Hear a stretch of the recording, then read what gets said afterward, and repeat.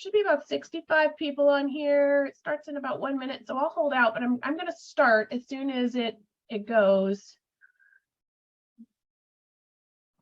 Well, thanks for hopping on.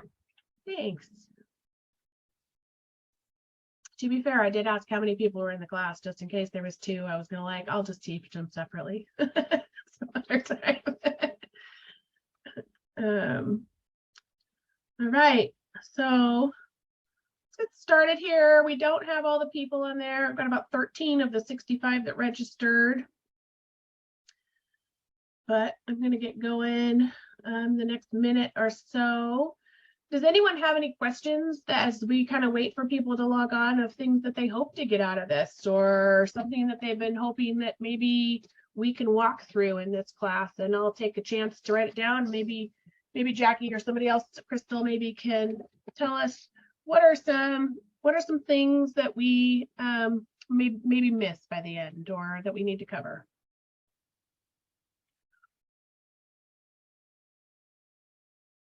Anybody? Well, for me, I'd like to learn a little bit more about the cloud CMA process. I'm kind of new to that, so just walking through that is going to be a big help for us. Perfect. Yeah. And John, are you new to our office? I haven't met you, I don't think yet. No, I've been with the office for quite a few years, but I primarily do land. That's my thing. So, but we're starting to do a little more of the homes. So just trying to get familiar with the CMA on that process. John, we will actually walk through one today. And so that will be good, because we'll be able to, I may actually ask you to help me do one today, but it'll be help to do a little bit of hands-on. It's pretty simple once I give you the instructions. So, but it's one thing for somebody to tell you, it's a whole nother thing to do it, right? So we'll definitely do that today. Who else? I can't see all of you. You don't have all your videos on, but how many people are brand new in the industry in here? I am. You are, John? John. Oh, good. Yes. This will be helpful for you then to be able to do it. It's helpful for both new agents and agents who have been around a couple of years, because what we find in my experience is that most of us are kind of trying to guess. And I say that with full honesty, that I was also that person when I first started. And even for the first 10 years, I'd talk to my agents that had been in the office for a while, and I'd ask them, how did they find the price on a home? And before we had things like Zillow and Redfin, because I've been around that long, we would be looking at the tax records and kind of going off the assessments and trying to add to that. So there was a lot of guesswork that was going on. And when the market crashed years ago in 2008, 2009, and we were having to do BPOs, I learned a lot about how appraisers were appraising houses. So that's how we came up with this class. This class was really based on, first of all, how an appraiser appraises houses. We need to know that, so we know that the value that they're going to come up with. And then we can really gauge it based on our current market about what we want to list our house for.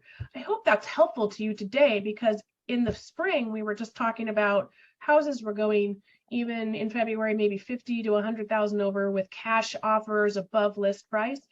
And we said, you know, this is going to change, but we did not maybe foresee that it was going to change the way that it was. We could start to see it by April, even by late March, that we were seeing great changes when it came to interest rates and the housing market was slowing down. And of course, now we're seeing houses on the market for anyone from like 29 to 60 days. So it's super imperative that we are pricing them right. And we're also seeing what we would expect, which is appraisers are not trying to reach for value, right? They're starting to be very conservative on value. And so we need to make our clients aware of that. I'm going to go ahead and start my screen share, so bear with me here. I'm going to go to publisher, not to publisher, sorry. And make sure that you can see this. Can you see this? Yep. Okay, thanks, Jackie.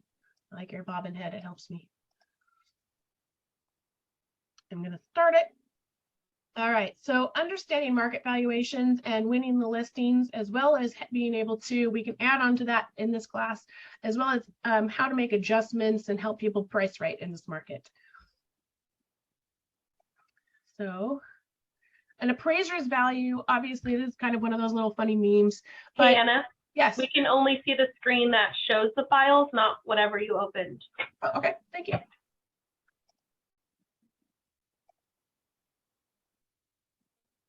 That right? That works. Thanks. Perfect. Thanks, Jackie. And what we know is our sellers, many of them actually still have an idea that their house is worth more than it is right now, right? They've seen this market that's happened for the last couple of years, and you've still got people that they are starting to hear about it on the news. There is a lot of horror stories that we hear on the news. The truth is we're actually more in an average market. A lot of people may have not been in the business for 20 years or even 10 years to know that an average market actually has your house sitting for anywhere from 6 to 9 months on the market. Usually we wouldn't see over 3, and I haven't seen much over 3 in my experience, except for 2008, 2009. But an average market is much more of it's a longer time on market. You wouldn't expect to sell your house under 30 days. In this market, it's still actually considered slightly a seller's market. And we're seeing houses on the market, and most of them are ranging from anywhere from 29 to 30 to probably about even starting to creep up onto the 60-day mark on houses. That's normal, but we need to really set our clients up to be really smart and to price their houses right. Buyers' perception on value is pretty accurate right now on this, because they are really walking through houses going, and they're skeptical on them. They're seeing every flaw that happens on a house. They're pretty much reporting on every showing, oh, it's overpriced, right? If you haven't had much listings, we can probably speak from many of us that are getting reviews on our houses that almost every review says it's overpriced, unless they're putting an offer in on that house. And then the appraisers are always going to make sure that the bank has the exact value on the house based on the exact sales, but they're influenced by the market too. So sometimes in the past, some of the conversations that I'd had with appraisers, they'd say, oh, I don't know what you're talking about. There's no change in the market. And we had already, as agents, seen that change happening in the market because we're up front in it. And then all of a sudden they changed their mind drastically. And now they kind of want to undervalue our houses when it comes to appraisals, because they want to be very careful that they're appraising at the right, they're seeing the market go down, and they want to not overvalue that house. So we have to be aware of that as well, that we might see a little bit lower appraisals than we had expected. You know, in the past, people were saying, oh, I got a low appraisal. And the truth is it was probably a fair appraisal based on the solds. And yet people were willing to pay more. That does not make the appraisal value any different if they're willing to pay more. So right now we're probably seeing a tendency to go a little bit lower on appraisals. All right, so let's move on to what is a market valuation. As an agent, you're able to give a market valuation to not only your clients that want to get ready to list, you are able to give something to your buyers as they're looking at, do you think I'm paying a fair price? You're able to provide that to them.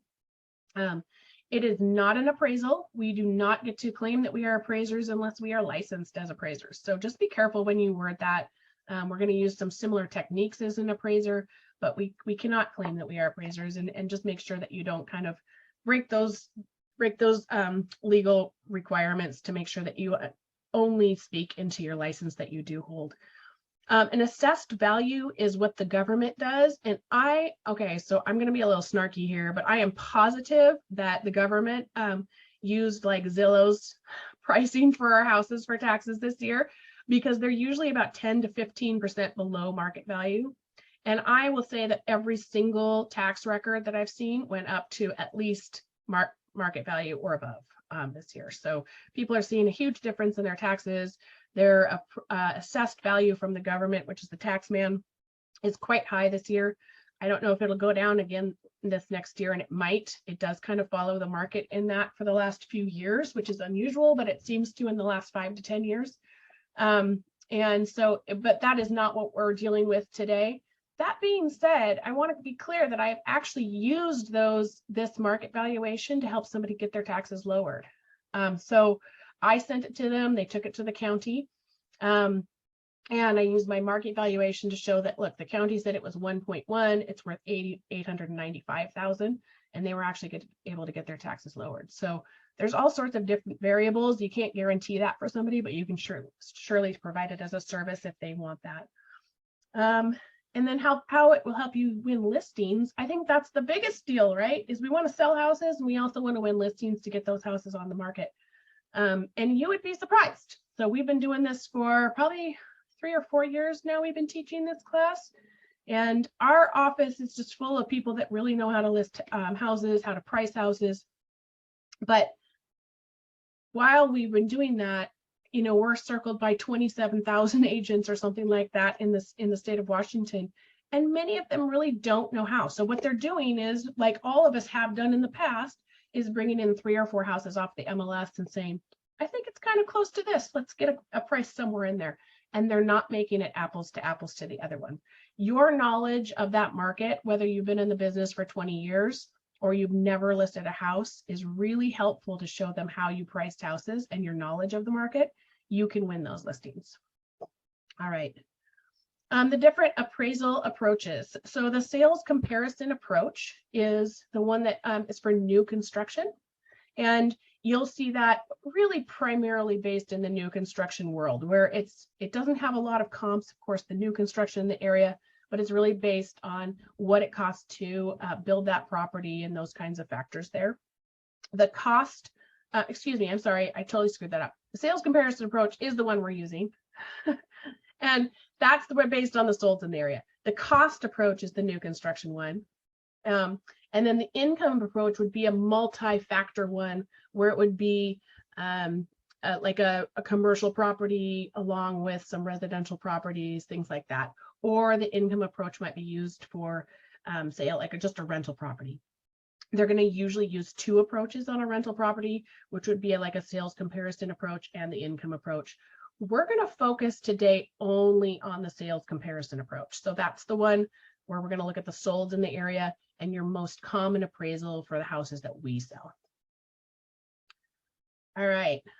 So anybody have any questions so far on things that kind of spurred their thought there? Or give my voice a break for half a second? You're doing great. Good job. Thanks, Mike. Now bring me a cough drop. So just the stats, ma'am. We're just going to begin here, and then we're going to actually go back over this in the Cloud CMA. I just want to go through each detail for you. If you want to take a screenshot of this, you can. It's also available. It's just a Google Doc, this whole presentation, so we can add you into that. You don't have to write everything down if you don't feel like you can write as fast as I can talk. But you're welcome to be able to add it to this Google Doc, and then if there's updates, you can go through it at that time. I haven't updated the square footage on things because we're starting to see appraisers go back down again to their normal rate. It didn't change a whole lot in the past year and a half, but I was starting to see things like King County square footage go up a little bit. And yeah, and then most recent appraisals I've gotten, it seems to be par for what we've got here. So let's talk about this first one. It's square footage. And that means that if your house is 1,000 square feet and the neighbor's house is 1,200 square feet, there's a 200 square foot difference. If it was in King County, it would be $50 a square foot. So they're going to adjust up or down based on that. And we'll look at what that means and make it presentable to you. Each bedroom is $5,000 per bedroom. Each bathroom, a half bath, is $3,500, and each 3/4 bath is $5,000, and actually to $7,000. And then we're showing that a full bath is actually probably more around $10,000 right now. So I can adjust that. I'm going to write a note for myself on it. And that hasn't really gone back down at all. And I don't think that with the cost of goods right now, it probably will. Garage bays, they're anywhere from $7,000 to $10,000 that they're using in their appraisals. And lots or acreage, we'll deal a little bit more in that in depth. But if it's just a general average lot, like it's a 10,000 square foot lot or a 5,000 square foot lot in town, they're $1 per square foot, excuse me. AC is $5,000 for the AC. So if your property has an AC, but theirs doesn't, we're going to add that onto there. And then $7,500 for a heat pump. And then each fireplace is $2,500. There are some additional things on here that we don't have on here. Sheds usually get about a $7,000 credit if they're nice. Patios and covered front porches have value. And then some other things that we can walk through as well are street noise. So if it's on a busy street, there's definitely accommodation in those appraisals for that, as well as just a rural setting, those kinds of things. So we'll talk about that. The age, it should be, if you can, it should be within 10 years of the build of your house. So if you're in 1965, you really wouldn't want to be comparing 2012 homes to a 1965 home, if that makes sense. An appraiser really wouldn't either. They're going to try to stick within the 10-year rule. If they can't, they'll go outside of it, but it's going to be, they're going to have to write notes on it and make adjustments for that as well. And then the date sold, usually it's always going to be try to be within the 6 months, which is the 180 days. Any market that we've been in recently, though, they're going to try to get the most recent ones possible. So for instance, if we were doing this in February, they're going to try to look within the last 30 days because prices have changed so much. If there was limited market, they're going to go back 6 months because they might not see enough homes in that space. They're going to try to not go further than that, though. Sometimes they will, but only if there's nothing else available. So that rule would stay the same for yourself as well. If you're like, literally, Anna, there's not anything close to this within 6 months, you might try to go back 8 months, but note that an appraiser is going to have the same difficulty, right? And then how far? It's usually going to be within 2 miles. Yvonne, I see your hand is raised. Can I help you with a question? Yes, with that, if what you're sharing with us right now is typically 180 days, it could go further out, but instead of going further days, like go past 180 days, would you recommend first going out further?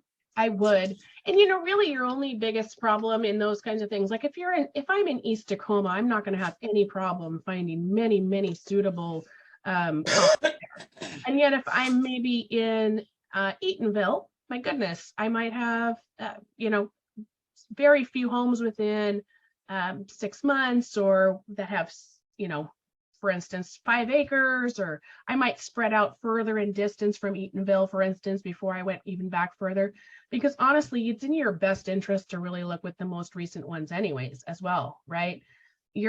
Something that sold in February is not necessarily going to reflect something that sells here in this last August. So yes, I agree with you. It's a great point.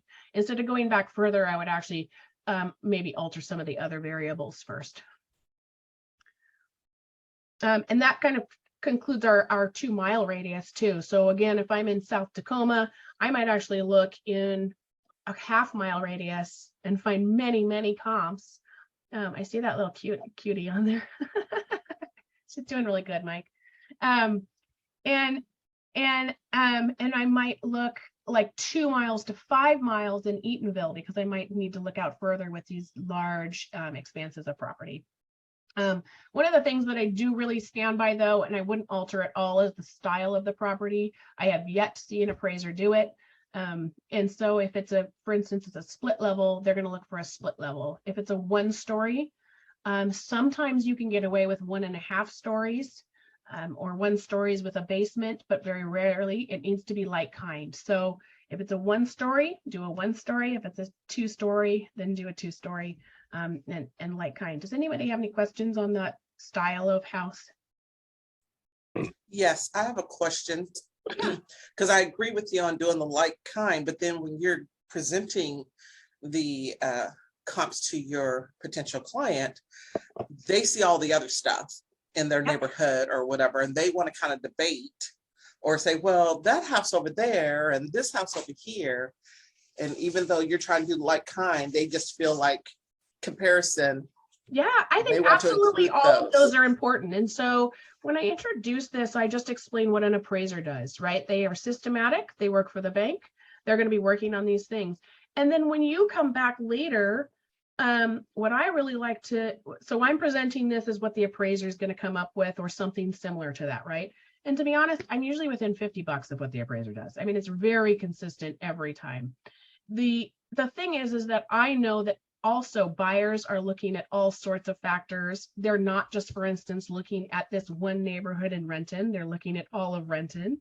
So I will come back and I'll kind of walk over that with you on how I systematically bring this pricing to the table, because it has a lot more to do with than, okay, now we know the appraiser, but my goodness, the appraiser might come up with 555 for your house right now, but we noticed that there's all sorts of different styles in the whole Renton area that are going to be similar to your house. And I'm seeing them listed at 548 right now. So we need to be careful on how we're, or on the opposite end, right? They're going to say, my neighbor sold for 650, right?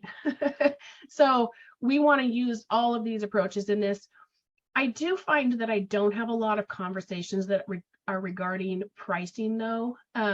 When we first initially start talking about making their house apples to apples and how an appraiser looks at houses, right? And that we want to use a similar method to how an appraiser does.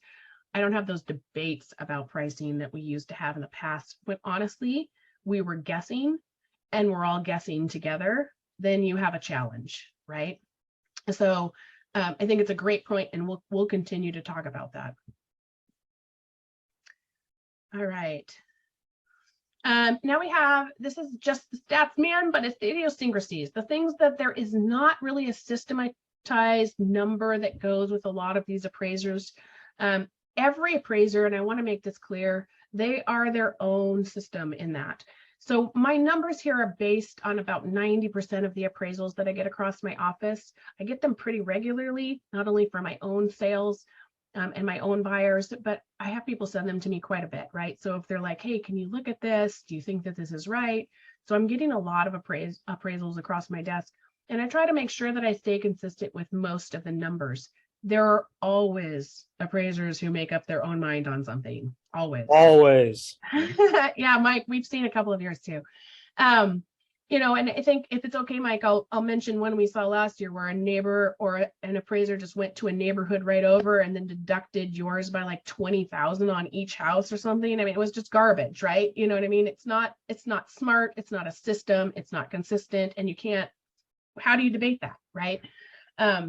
But 90% of these are using a system that works and it makes sense and it really is analytical and we like it, right? So there's been a lot of laziness in appraisals in the last couple of years, and we can see it in a lot of different ways. I've had appraisers do it on both ends, where some are saying, oh, let me just find something that's 15 miles away and it's not like kind, and I'm just going to make that price work for your clients. Where I kind of feel like my clients got screwed because now their house says it's more than it's really worth, and they're the buyer. And then the same flip side, you've got sellers that some angry appraiser in Ocean Shores doesn't like the pricing and wanted to go like deduct everything down, right? Because they just don't like how far it's going. So those things do happen. We can't be in charge of that. We can teach our clients really how the system is supposed to work, and that's okay. So one of the things that we can't really account for how they're going to necessarily do is view. View can be waterfront, it could be a mountain view. Many of them vary. It can depend on what the degree of the view is. And really, is it the mountain is out when the appraiser goes that day? So it means it's not cloudy. Is there a view that your clients think is a stunning view of the sound, but it's literally like from their master closet crow's nest window? They think it's wonderful, and you really have to say an appraiser truly has to use their own deduction on what that is worth. I think this is a beautiful 180-degree sweeping view of the water. That obviously has value. We're going to price it similar to homes in your neighborhood that have value. And since it's better than both of those, I'd say an appraiser might give you another $10,000, but you're going to use like kind homes to get that value. If their view is better than the others, you do want to give it some credit, but the truth is you can't tell them what an appraiser is going to give, right? So you have to be a little conservative on that. Updated features, I've not seen yet more than 35,000 on a regular style home for upgrades. So what I mean by that is if they say it's been updated, there's usually 35 Sometimes I say I've never seen it. I saw 45 this last year. And that's like completely updated. Obviously, it costs probably a lot more than that to get an update on a home than 45,000 from, you know, top to bottom to update it. But they're using as many like-kind homes as possible, and then they're adding credit for updated features. That's supposed to be 5 years. So everything's supposed to have been done in the last 5 years. An appraiser is not asking for receipts, though, just keeping that in mind. So it really just needs to look like a new feature. It can't be, you know, you go in and they say it's been totally updated and it's green shag carpet, and we get it. I mean, it happens. You'd be shocked where they say it's beautiful and it's updated and it's truly been updated in 1978. So, and you can just tell them an update. They will give you a credit for an update from the last 5 years. Things like a roof, you have to have a roof that works on a house. You will get some credit for a new roof, but it's not going to be the 20,000 that they paid. So there is going to be some credit for those kinds of updates, but not that full value. And there are some additional upgrades for luxury. There's some different numbers for luxury if we want to go into that a little bit later. And then below grade square footage, that's a big one. So if you have a split level house, an appraiser will give full value for anything above grade. So above grade is above the ground. Some split levels are all above the ground, and then some split levels go halfway below the ground. Some have doors that go out the backside and you can still access the backyard from that. And then some have no doors that leave them.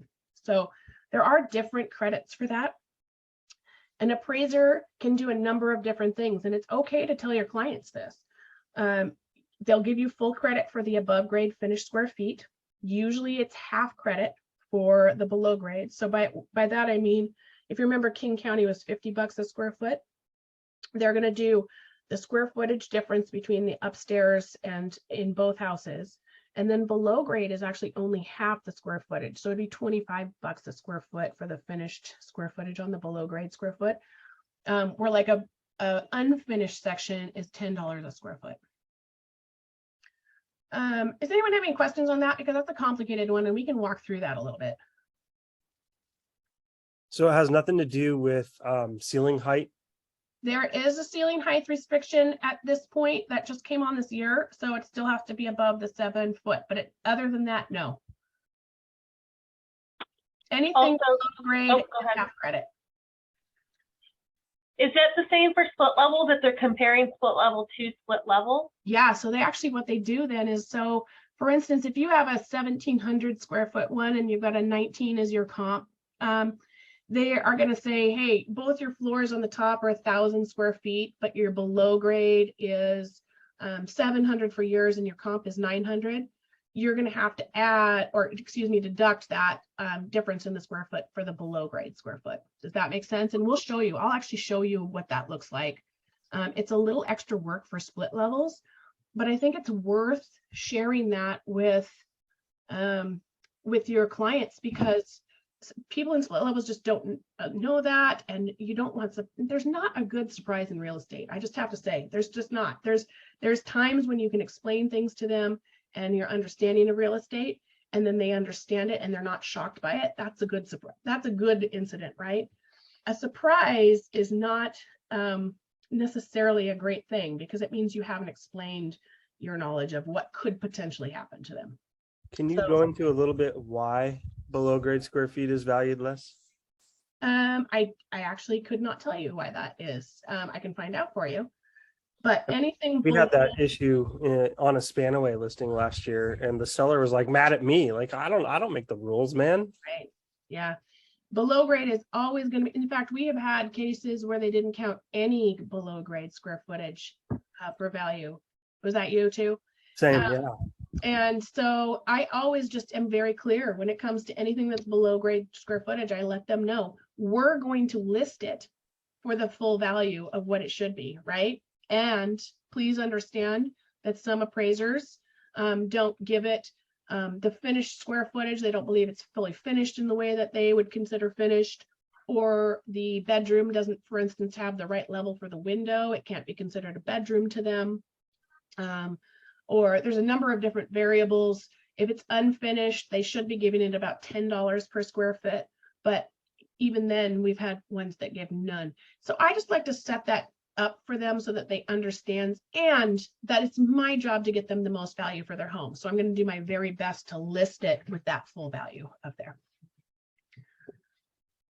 We're not going to go deeply into waterfront because it has a lot of ups and downs and things like that that we would be able to talk about. For instance, there's low bank or no bank or high bank. There's docks. There's, you know, the square footage of the waterfront as well as view. We could talk more in depth about that if you want, but it's, I would just say probably if you're going to get with a waterfront, find somebody in your office who's done a lot of waterfront because you've got so many variables to deal with on that one. Jackie, you and I did one on the waterfront in the lake. Do you remember that one? And then luxury is $75 a square foot. So there's a lot of debate on what makes luxury at this time. I'm telling you, when I started this class, anything over 800,000 was considered a luxury listing, which is like, you know, your neighborhood one next to the 7-Eleven at this point. So it really is about your surfaces. You've got Wolf appliances, all those things that make something luxury would be, you know, it's really not a number anymore. It's really about what the features and the fixtures are on that. Sometimes it's just a whole waterfront community is luxury, but I guess the thing is you know it when you see it, I guess. I don't have any other way to explain that. That's not a very presentation worthy explanation for it, but they're about $75 a square foot in both King and Pierce County for that. I'm going to stop right there because that was a lot of information and I want to hear your thoughts or your questions and see if we can't go into some stuff, or if there's chats. I see we do have 2 new people too, so I love seeing your answers there in real estate. And then maybe some kind of things that you've come up against, and then, or do we just want to keep going? Let's talk about garages and shops. Yes. Is it 7,500 just for a standard garage for the most part? 75, but actually I think we can probably move right into 10,000 right now. So it's per bay. And so for instance, on a shop, this is a great conversation because, you know, all guys love their shops and they want to say they're worth like 80 grand. It's really technically 10,000 per bay. So if you can get 4 cars easily in a shop, it's going to be a $40,000 shop. Would you give any extra value like on RV doors or 20-foot ceilings? I think that it would make it more marketable, but I've never seen an appraiser do it. How's that? I hate appraisers. Yeah, it's really about how many garage bays makes it into there. And I do think I like appraisers because I've also seen people get screwed. I like appraisers too. I know it just makes it hard to know, but I think that you could actually say, hey, look, here's the thing. We can see the value on this. Your clients, the buyers are going to see the value on this. Let's take a chance that the appraiser is going to get $5,000 per taller garage door. I mean, if you price garage doors, it's about $5,000 more for the taller one, right? And then you've got these higher spaces, which is a little bit more wood to make that lofty ceiling. We'll add another $5,000 and hope that appraiser reaches it. The difference would be, gosh, I can see the value there. Let's add another $50,000 if that makes sense. So I'd just be really conservative about it and try to make that appraiser reach your mark and make them it very clear. They may not, but let's try, right? You know what I mean? Yeah. And that's okay to do. Set that expectation for them. Okay, I'm going to move on to the next page. I'm going to take a short spot for anybody who's been in the business for a while, might probably already know this, but for all of you new agents to talk about condos, there are 2 types of financing besides cash that you can get on a condo. Well, there's conventional, of course, which goes for most condos. And a lot of times we're going to find listings from people that don't list that their condos are conventional, or they put FHA and they put VA and they put all these things. I want to save you the time of having to visit condos that aren't approved for that and just give you the 2 links to verify what kind of funding they're good for. Not only are you liable when you list a place to verify that yourself, so please do if you're listing a condo, You don't want to get into a contract and find out that it wasn't even available for that kind of financing. So the special, and I'm probably going to do a poor job because I'm fuzzy from my medicine today, but FHA and VA financing have to have a special approval. There's links that you can find that list, the government lists what condos are approved for that. And they have to pay a fee every year to be in there, and they have to have certain regulations and so many owners within the community, things like that. So if a condo lists FHA and conventional, look it up first before you take your clients, and look it up before you list it. So I've listed those in there. You again can get on the list for that and go for those links, or type them down if you want, or Google them if you want. You can find the list that way too.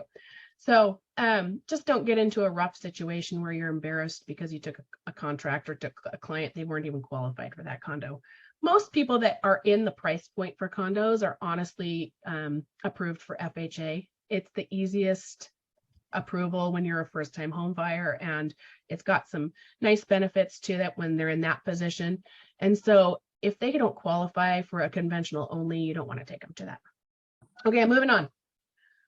I am showing you a actual appraisal and what it looks like.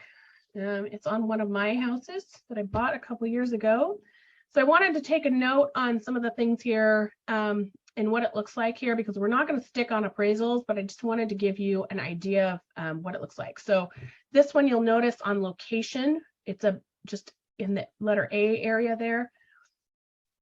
It says busy road, so mine's a busy road. So they actually did not give me any good credit for that, because these other houses are on residential neighborhoods. So you notice that it deducted 10,000 basically, because these are in quiet residential neighborhoods. The site is the square footage of the lot. And so you can see that they have other lots that are bigger or smaller than mine. And you can see the difference there. And you can see again, it's, you know, typical to the actual square footage of the lot. All of them are residential neighborhood views. There's no special views. And then you've got quality of construction and condition. Both of those are going to be evaluated and given a credit or not. So actually you can see that if you go to the right on condition, where mine is considered a C4, it was a really kind of a hunk of junk. I mean, like there was fur everywhere, and it was a rental for 20 years, and it was not a very nice house. Where actually the higher the number, or the lower the number, excuse me, C3 is a better condition. So if you had a C1, for instance, it would be in a wonderful condition, where mine is considered a C4, which was pretty yucky, right? They evaluate for bedrooms and then square footage of the home, and they make adjustments for that. And then of course, if we have some things like, they talk about a porch and patio, if I had it, fireplaces and those kinds of outbuildings, for instance. This outbuilding must have been a really big one for $15,000. That's all I have to say. All right, so let's work on Cloud CMA and build evaluation. There is a actual minute by minute description of how to do that in here, but the MLS has attached itself to Cloud CMA now. So if you haven't been able to get that through our office, Cloud CMA is actually technically free through our office. So we need, if you haven't done it, go to the leadership. They'll help you get set up with that. And then you can actually connect it through your MLS at this point. So all of my detailed notes on how to actually copy paste and get your things on there aren't necessary at this moment, but if you haven't done it, you just want to log into Cloud CMA, they're there. So we're going to move on from those for the moment and actually just go to work on one. All right, let's get out of this screen. Maybe. All right, can you see that one too? Cool. Is everybody ready to actually do one now? So we're going to do at least Anna's process. If you have some other things that you've been doing, you're welcome to step in. I'm okay with it. We're going to do it just based on a property that I know in Enumclaw. And we can see the changes, and let's just go ahead and see what we're doing there. So we're going to go, I initially start with actives. I start with pending inspections and pendings and solds. An appraiser is only going to try to use solds. If they do get a pending, they're going to actually see if it was appraised. They're going to be calling that agent. Like for instance, if they didn't have enough solds, and see if it appraised and what that appraisal price was, if there was any concessions that were given. But for the most part, we're going to try to work with only solds if we can, based on this market valuation. At the same time, as an agent, I want to know what's going on in the market, right? So I want to kind of get a general idea as I'm going through this. You can narrow it down to just solds if you want, because you just want to see that and go back and take a look at stuff later. This is an older home, so I'm going to start by narrowing things down. It's a 1965. I'm going to say 1990 minus and see where that leaves me. This house is in Enumclaw. I know nobody's surprised by that. All right. There's 103. Well, I don't want 103 results, so let's even try to go 1970, but I don't really want 1940s houses, and there's a lot of older houses in Enumclaw. So maybe I'll just narrow it to 1950 to 1970 and see how many houses we have. 18 is a really good amount. Let's just leave it at that. Let's see what we can do. And I just did, if you'll notice, just the 90 days, because I really, really don't want to see what happened in February. It's not congruent to what's happening in my market right now. So an easy, quick kind of, oh, Crystal, I see your hand. Go ahead. Really quickly, in places, and I think about it because you're talking about Enumclaw. I used to be in mortgage, so I used to see appraisals all day, every day. When you're looking at rough areas and you're trying to get neighboring areas comp to comp, hey, this house is only a mile from here. Look how great this price is. When you're jumping cities, especially counties, because right on the cusp, Enumclaw, Buckley is that King Pierce. Appraisers will hard line, not cross the county line, even if they're 30 seconds from each other. They will not do it. Don't care. Right. Adjustments. It's just a hard no. So kind of have that in the back of your head too when you're running areas that are often kind of flooded together, even though they're in very close proximity. If they are separate counties or separate cities, appraiser's not even going to look at it. That's a great point. And so if I would have put just the address in a search button, which I might have done for East Tacoma house, for instance, I might have put an address right here. It would have popped up. I would have put within a mile. I would have said 120 houses. My goodness, I don't want to look at 120 houses. Let's look within a half mile. But then all of a sudden, even with a mile, I could be in South Tacoma. You just kind of want to stay within that area as much as you. So there might be a little extra field work to do that, and narrow it down honestly to somewhere between 18 to 26 houses that you have an option to select from. You don't want to dig through 60 houses. Save yourself the time. An appraiser's not going to do that most likely either. There's going to be a lot of options, and if they're not, then expand out some more. So we'll start looking at this. It's a great point, Crystal. Thank you for bringing that up. Hey, real quick. So does that still pertain to things that are within city limits and those that are outside city limits, or is that a factor? It is a factor, unless you can't find something. So for instance, even something as simple as Enumclaw here, there is a different market valuation system, I feel, and in fact, I know, for appraisers that they're looking at maybe lots outside of the city limit or ones inside of the city limit. So in rural King County, for instance, you've got bigger properties, right? They're half acre, 1 acre, 5 acres. They're going to look at ones in the city quite a bit different. I would say that I'm not going to dig too much into this one, but I can actually talk kind of towards the end about land, because there's a lot of factors that go into that. But most of our resale houses generally are going to be maybe Puyallup. They've got similar like kind houses around them, Tacoma, Seattle, Kent. All of those generally are kind of resale houses with a normal city lot in them. And then we can kind of follow up with the land a little bit on the end. John, I know you've dealt a lot in land. I'd like to definitely talk about how they're doing the difference between acreage and those kinds of things versus vacant land and land that has like a general building code that's something like R4, because that can take a little bit of time. But there are a lot of variables that go into the land. We're going to work generally right now, if that's okay, with just kind of like more of a city lot, if that makes sense. And so we've got a couple of different houses here. Let's talk a little bit about the house that we are talking about, and I'll just bring it up for everybody here. They need like picture in picture. Do they have picture in picture? We could just leave it up on the screen for you guys.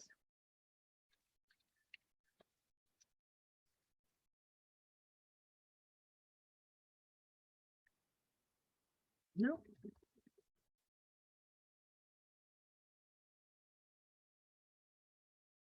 All right. You know why I have it. This was my very first house. I bought it before I was in real estate, or when I was in real estate, I guess, but quite young. It's now a rental. Do it. It's a great idea. Move in, flip them, move back out. So you can see it's a 1963. It's got 1,300 square foot, but it's actually larger now. It's got an addition on it, and no, it was not permitted. So we'll have to talk about that a little bit, but I think it's an important conversation because people do it all the time with their houses.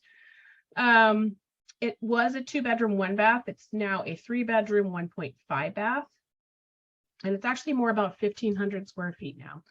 So this brings up a great conversation though, when you're bringing this up for people, and you might have already talked to your client and got some criteria. What do you love the most about your house? Okay, I'm looking to go, because you might be coming to your listing appointment with a market valuation, and you might not know everything about their house just based on this. So you've got maybe a questionnaire that you ask them what they love about their house. Tell me a little bit about it. They've already told you it's a 3-bedroom, 1.5 bath. And that they added on a little bit. And you can see from the tax records that you know that this house is smaller on the tax records.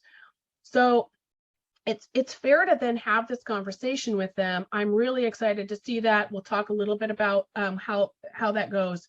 An appraiser does not have to count unpermitted square footage in the house, but generally they do.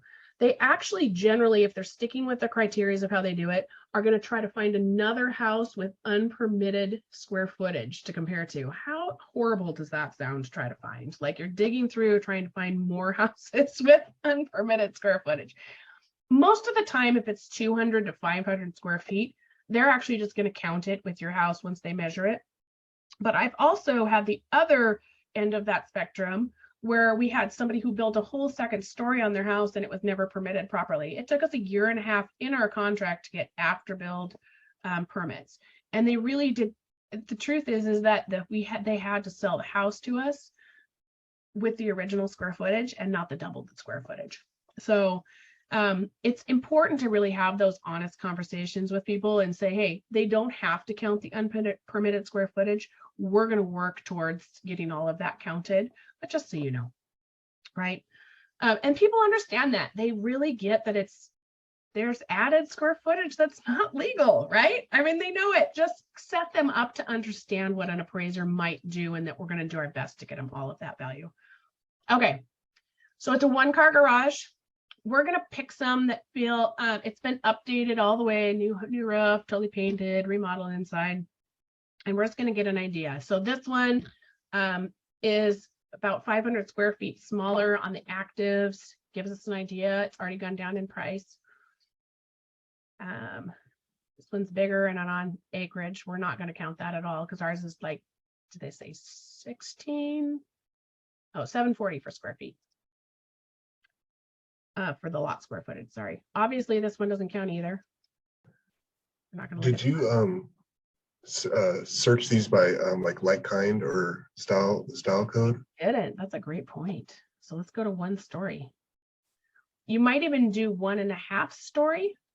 Sometimes they allow those in that, but that's pretty rare. If you, for instance, if I just did 1 story and I came up with like 2, I might hit the 1.5 story. But we'll stick with the 1 story. That's an excellent point. Thank you.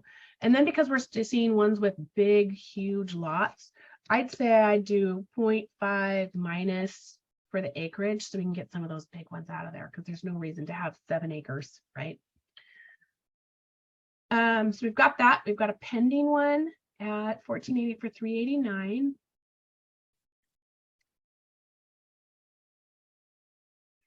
We've got, it's pretty large, the 19. Oh, it's got a DADU. And a 1420, so that seems like a pretty good one. Let's go to the solds and see how many solds we have. So this one's only 930. 450. 478. So we're going to select all of them. How's that? See where we get with that. So this one was 589.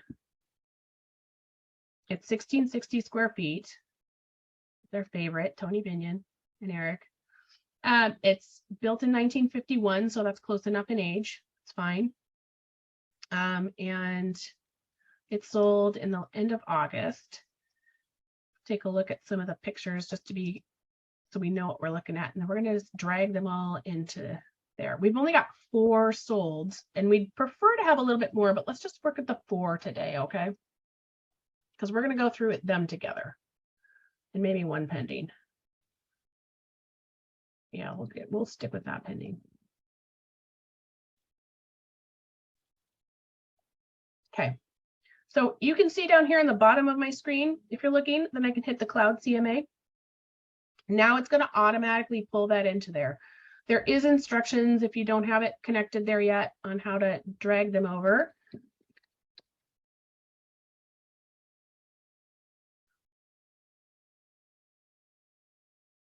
Okay, so this is going to pull from the tax records.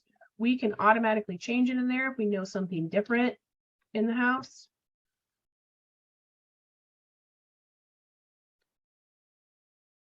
And I always like to add the garage because it never seems to do it, and it's helped me to not go back and forth too many times.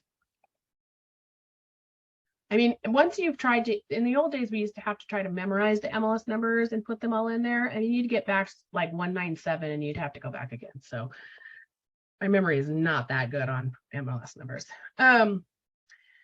So we've got those on there. So let's work on these together. I'm going to call on you guys if you can. So if you have a calculator on hand, go ahead and pull it out so at least we can work on these together. And we're going to go back over those numbers that we reviewed in the beginning. So let's start with this first one on Griffin. So you can see on the bottom here, we can just click on this and you can see pictures. You can go through and look at some of the updates. That does not look like a newer roof. If anyone's noticing, there's the water kind of sits on an older roof where you can know it's probably not old. You've got a lot of residue on there. But if it's not wet, it's probably wet because there's a lot of wet on the ground. Sometimes you can see where it's just wearing down. The details of an older roof that you can actually look for when you're walking around a house, you guys, is like if you start to see a lot of granules on the ground, it's losing those granules. Or if you see bare patches on there where it doesn't have a lot of those granules, that's a pretty decent sign that the roof is starting to go. You're starting to see flipping, of course, of those of the roof tiles. What happens is that when the granules go away, then the tar underneath starts to crack and decay, and that's when you get leaks in your roof. So you can't always tell. You're not an inspector, but at least kind of gives you an idea. But I wouldn't say it's probably a very new roof. So we've got an older roof. It's got a 2-car garage, so we know that's different. It's a 1950, so it's a little bit different in year. It's more than the 10 years. It's got a sweet sheet hanging from the window. We like that. That's sweet. How's anyone feel about the kitchen as far as remodeling updates? It doesn't look remodeled to me. Yeah, it's really not. It's got like a newer fridge, but there's not a whole and appliances. But other than that, they're pretty. Those look like box cabinets from Home Depot. It's got some pretty dated tile counters and older stuff there. So nothing's really updated, right? It's definitely, somebody should have ripped those things off there. I think there's a bedroom in like the living room too. Looks like that's a bed in the living room. Is that right? With some dog kennels. So I would say altogether, if we know that our house is updated, we're definitely going to give it some credit over this one. It is a 2-bedroom, 1.75 bath, and it's 1690 square feet. So let's start at the first thing, square feet. We know that ours is 1,500 and this one is 1,698. I'm going to show you the first one. So I'm going to do 1698 minus 1500, and then I'm going to times that times the 50. So that's $9,900 of, so mine is smaller than this one, which if I'm going to make it like kind, what am I going to add or subtract?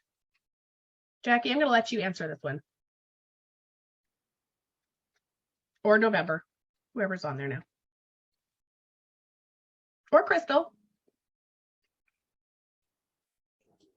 You're going to subtract it from the bigger house because you're making the bigger house more like your house. You're Like not mine. adding yours up. You're reducing him down. Exactly. So I'm going to make each house just like mine. And since mine is smaller, I'm going to deduct that from theirs. That's exactly right. I also have another bedroom. So I'm going to add 5,000 for bedroom because they have 2 bedrooms. I have 3 bedrooms. Okay. They have more bathrooms than I do. And we know that there's a 3/4 bath and I have half bath. It's not a huge difference in a bathroom. So it's actually minus basically a half bath, which is the 3,500. Because they have more bathrooms. Bedroom's Yeah. 5,000. Say that again. Bedroom's 5,000, you have 500. Oh yeah, thank you. You guys gotta like check on me, you know. Are you okay? Do your ears hurt? Are you coughing? Is your brain working? Okay, so perfect. So that makes those adjustments on there. So we can see that the total adjustments actually made, even though that one sold for $450. Now we've got a big adjustment though, because ours is completely updated. It's got quartz counters, it's got new cabinets, it's got all paint, new roof, you know, everything's fresh all the way around. What do you think that upgrade will be? And remember, an appraiser does not have an exact number for the upgrade. So for instance, if it's something simple like somebody painted and put new floors, it's really probably going to just be like 5,000 to 10,000. If they got like an updated kitchen, it's usually about 15,000. If it was an all over update, like all the bathrooms were updated, it doesn't have to be super fancy, just really nicely updated. And all paint and all floors, then it's definitely going to be somewhere around the $35,000. So what kind of a credit would we give this one to make it like ours if it had been updated? You can say a wrong answer. Just tell me what you guess. Because there is no right answer, right? We're just remembering that they're basically saying, hey, we're giving this credit for updates. Well, if the whole house is updated, would we not just go with the 35? You said it's quartz, so it sounds like it's pretty nice. I would do it. Yeah, that's exactly what I would have done there. So this one's got maybe some newer floors in it. You know, I'm guessing just from kind of the condition that that's about all that's been done in there. And there really wouldn't be an adjustment for that. They wouldn't, you got mixed floor. This is the old hardwood. They've got patches of different floors. This guy wouldn't get any credit for updates. But if we know ours is completely updated from top to bottom, we'll give it that $35,000. So that makes quite a bit of difference there. People want to see that, especially when there's updates. That goes in all sorts of directions though. So we mentioned like if you get a new roof, you don't get the full credit for a brand new roof. If it costs you $20,000, you are going to get some, but you're not going to get the $20,000 because the house has to have a roof. Same thing has come up with different people where their clients have spent over $80,000 on, Jen, you probably know this one, on windows, and where they were horrified because they couldn't get all of the credit for their windows. Well, they way overspent on windows. They don't get that kind of credit. Your house has to have working windows, right? In fact, you don't even really get probably any credit at all for windows. So have working windows, of course, and nice windows, but you're not going to get that credit if you way overspend on some of those things. All right, let's do this one together. And all right, so I'm going to start picking people. You're welcome.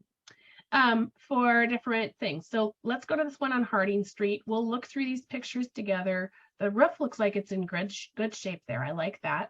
It's a 1-car garage. It looks like there. Looks like the paint's pretty decent on it. It's got a back patio, like pergola area. That's going to have some credit, right? It's got a What would fireplace. an awning, what would an awning like that add value? Especially if it had like an actual roof on it. Yeah, if it has a roof on it, Attached to the it definitely house? does. Yeah. So one of the, let's kind of look here. You've got like porch patio. Usually on this appraisal, can you see this on your screen right now? Yeah. Like, okay, good. You can see that it's got like porch, patio, front porch, deck, those kinds of things. A lot of times we're only seeing like the 2,000 for instance, like a covered front porch. They really often give you some credit for a covered front porch. If they're being lazy, they don't do any of those things, to be really honest. But that's a pretty common one. And then a back patio tends to be anywhere kind of from the extent from $7,000 to $15,000. Like if it's covered, it's nice. Oh, wow. Okay. Yeah. Thank you. You're welcome anytime. So I would say, let's go through this bit by bit and see what we can find on here and if it's going to make a difference. Mine does have a fireplace as well. And this one looks like a very similar wood stove on it. So we're not going to make any changes for that. And then one of the things that we didn't check is that it also has forced air, but no AC. So this one you'll notice has AC. So let's start with square feet. Okay. Anybody notice this one is 1,080 and ours was 1,500. So tell me what we're going to do on this by adding or subtracting, excuse me, and timesing times 50. So you would add 420 to this one to make it like ours, square footage? Yeah, well, times that times 50. Oh, I'm sorry, 21,000. So ours is bigger, and so we're going to actually do 21,000. Yeah, that's quite a bit of difference, right? People love to see these changes, and it makes sense. And if we're trying to use the same method as an appraiser, that also makes sense to them too. You can see where you quit debating over that, you know, what they think their house is worth when they can see the formulas and they're consistent. Okay. So 3-bedroom, that works. We've got more bathrooms. Can anybody tell? We've got 1.5 bath. Can you take a guess? Because of course you have to think a little bit about the bath value. 11,000. So 10,000. 10,000. So it would be about 7,500, I think. So help me work through this together, make sure we're all thinking on the same page. So a half bath is 3,500. And then we've got basically another quarter bath after that. So we'll just say about 7,500 for that, right? So it's really, a bathroom price actually really has to do with what the cost is to actually put together a bathroom. Once you take the difference between, for instance, just a shower enclosure to a bathtub, it's like 2,500. That's how they get to a lot of those prices. So you're probably anywhere between 5,000 on this one to 75,000 or 7,500, not 75,000. My gosh. And ours has more baths. So we'd actually add to the value of this house because it's got less than us to make it like ours. Is that making sense how we're adding and subtracting? Because I think that's the part that when you're in this on your own, you're like, do I add or do I subtract? You can read a list of what the values are, but you're trying to make these comps like your house. So if this has less than my house, I'm going to be adding. If it has more than my house, I'm going to be subtracting to make it like my house. Okay, let's keep going on that one. So let's look at we know that it has AC. Does anyone remember, or I could tell you because we just went over it quickly, what AC is worth, but it's not a heat pump? 5,000. Yep. And since mine doesn't have it, we're going to take it off this house, right? To make it like mine. All right. Lots are pretty similar. My guess is unless they were being particular, they probably wouldn't adjust it too much, but they might. So we can go back and add those or subtract those on there too. But for the moment, let's just sit on bedrooms and bathrooms and square footage. Anything else that stands out to this one that we need to adjust for? I'm going to go back through the pictures. So we've got the back patio. And then we'll Two fences. Yeah. play any factor? They actually don't. Amazingly. Fences are important to all of us, especially if we have pets or we want to keep people out, but I don't see a lot of fencing on appraisals because they're not part of the structure of the house, if that makes sense. Mhm. And then the patio, usually an attached patio will. We saw that patio. What do you think? 7,000? Yes, 7,000. I would say 7. Would it be a lot different if it had like a real roof on it versus Yeah. like the plastic stuff? Okay. Yeah. That I would be think more any towards kind of like the picture. upgrades, you're going to see them, value that. We sell our house to the appraiser too. And I think it's really a good idea to remind your clients about that. We're selling it 3 times. You know what I mean? So we really need to sell it to the appraiser. We need to be as presentable as possible, and we need to try to show them the same amount of value. Let's take a look at the upgrades on this house. So it doesn't have 1956 cabinets. They're not old. I wouldn't say that they're like brand spanking new either, right? You've got kind of a laminate counter. The fridge is in pretty good shape. The black fridge and black appliances. It's got kind of a longer, narrow galley kitchen. Yeah, if any of those were updated, they would have put in the listing descriptions, which if you read it, nowhere in there does it say updated kitchen or updated bathroom. Right. Even if they're fibbing, like they're just omitting it in general. So there's no way. So they're not really that updated. No. It's not in bad shape by any means, right? I'd say it's pretty move-in ready, it looks like, but at the same time, it's not super duper upgraded. It's got some of the original wood floors, which is nice. And they look like they're in decent shape, but it's just not super duper updated within the last 5 years. What do you think for the update credit?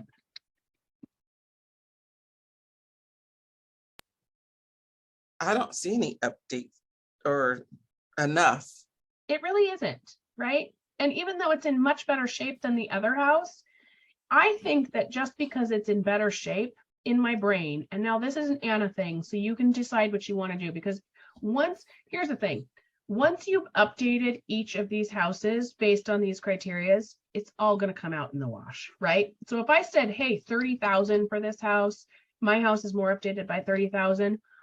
It's not necessarily that this house is more updated than this one, but this one's hurting. It's pretty dumpy, right? It's really got a lot of issues going on. It's got, things dangling from the walls. I really feel like it would get more update credit.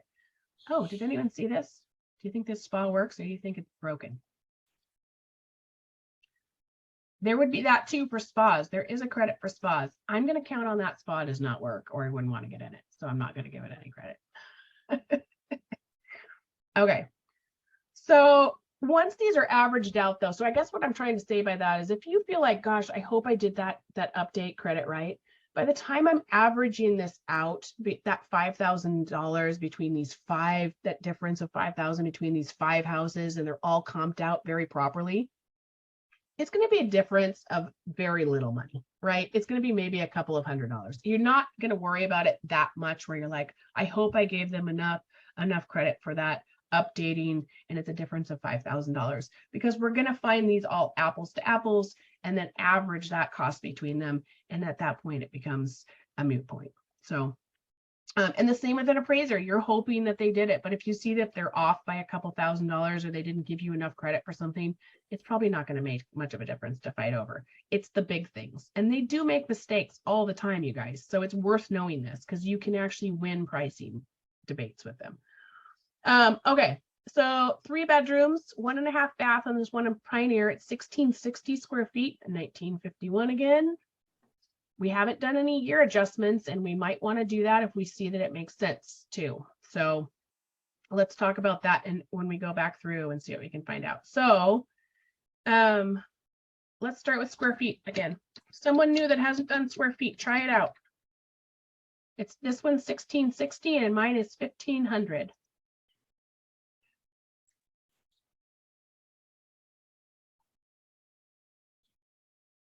We're going to subtract $8,000.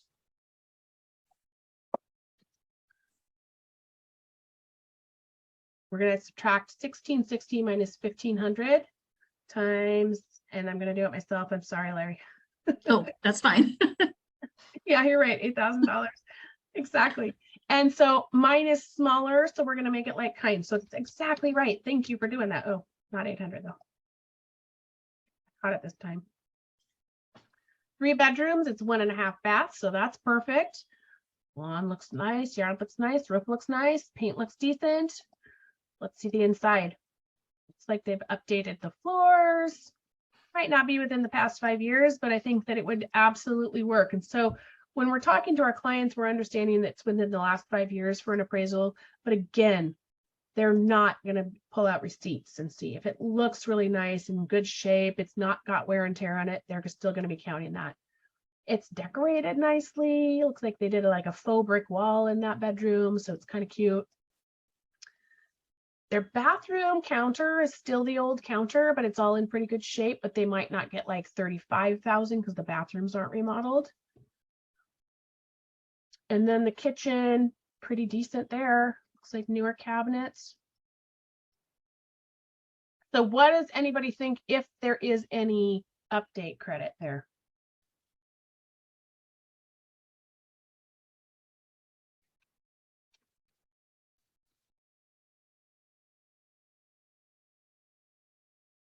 Let's just say 5,000. Thank goodness. The only difference is that the bathroom wasn't updated. So the whole house was in great shape. It looked really, really nice. I think an appraiser is going to see that. They're going to like it as much as your, buyers would like it. So my house might give a $5,000 credit just for updated new bathrooms. Really simple number there. Okay. See if there's AC. Oh, there's a heat pump. Does anyone know what a heat pump credit is? 75. 5,000.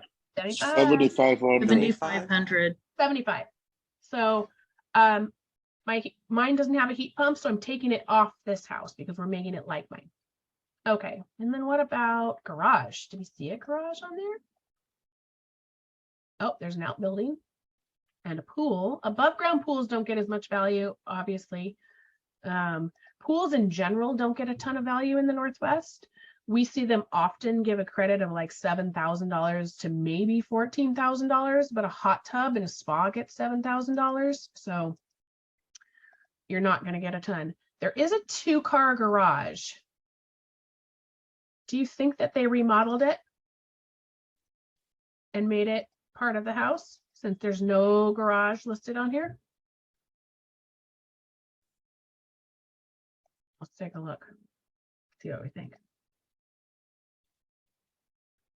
So this may be something where you go into somebody's house. So if you're coming in with a market valuation and nobody's told you that they converted your garage, it's okay to go back and say, I've learned some new things today and I'm going to have to make some adjustments from them. Is that fair? Right? And then you can email them the new updated report. Usually we're so close when we go in with these because we can have a vision of what their house looks like from them. See, I think that's a converted garage. Anybody else? Yeah, it looks like it. Okay, so they don't have a garage. So now we're going to give, ours has a garage. And we're going to give it ours $10,000 credit for the garage. So they've added that to their square footage too. So they got the credit for the finished square footage. I'm thinking that an appraiser probably will give them credit for that square footage. And yet at the end of the day, they lost the value for the garage bay. Does that make sense? No. Okay, go ahead. So it was a garage bay. Yep. But because they're using it as part of the house now, they lost the garage bay. I got that part. Yep. But then they're still using it. So you're saying they added it to the square footage? They did. Uh-huh. How would you know that though? You wouldn't necessarily, but you can, what I do is just pull up the tax records for the original house. Okay. So if I had been in here, let's take a look. Let's just give you a really solid idea of what that looks like. So that one was the one on Pioneer, right? Let's look at the original tax records. I go back and forth a lot on tax records. Sometimes I don't have to do any. Sometimes I do a lot. On split levels, I'm back and forth a lot. So actually this one, the 1660 was their original square footage. Yeah. So they may not have counted that square footage in that garage bay at all. Right. But yet it's added space. It did So add then space. So would you then just break even with it? I would do it for what they listed for in the tax records, because there's nothing I can do to out adjust that, right? I mean, you know, if the house was originally 1660 and now they've got this extra bonus space into Mhm. there, or Mhm. maybe they permitted it. I don't know. I don't know why you'd permit it and keep your garage doors, Mhm. but there's not anything else I can do beyond that. You know what I mean? Because Right, but Yeah. instead of taking away the 10,000 because they don't have a garage, why just keep it at 0? Because there is this added space that does have some value. because an appraiser is going to take away that we have a garage and they don't on the appraisal. Okay, They have to make okay. it like kind. You know what I mean? Okay, So okay. they might have, you know, found out what the extra square footage was. They might have called the listing agent and say, did you get an appraisal in? Did they add that square footage? They sometimes will do that extra research because they really do strive to be consistent and Mhm. make sure that every detail is in there. In our case, we're really not going to call them, right? You know what I mean? Right. But it is interesting once you bring that up, because most of the time you'd see something like, oh gosh, the original house was 1230 square feet. Now that makes a ton of sense, right? You know what I mean? Right. Right. Can, Question. can we see what they had it listed for to see if they got more for it? Or Yeah, it's all they- actually right here on your Oh, list too. So your okay, list so price they is got- 589 and it sold at 589. Okay. So one of my question was, is this one is priced so much higher than the other ones you selected? Mhm. Would you really include that one, or would you toss it out because it's like an anomaly, right? Where it's so much more than all the other houses that are similar or like kind? Yeah, so it would be really hard to say. In this case, if I was an appraiser and I only ended up with 3 because I threw out that one, it wouldn't make a lot of sense to me. Right. And so I really need to get an idea of where, if I had this anomaly that fell in there, and you're right, normally you'd be like, oh, seems really high comparably to what we're seeing in general.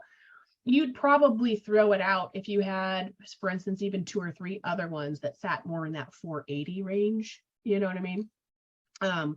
So I think, yes, normally I would. In this case, if that was one of their only sold that they have, which is true, then they just hold on to it and see what they could find. And just kind of think like that too. If you're like, man, should I throw it out? Oh yeah, I've got 6 other really great comps that make more sense in that price point.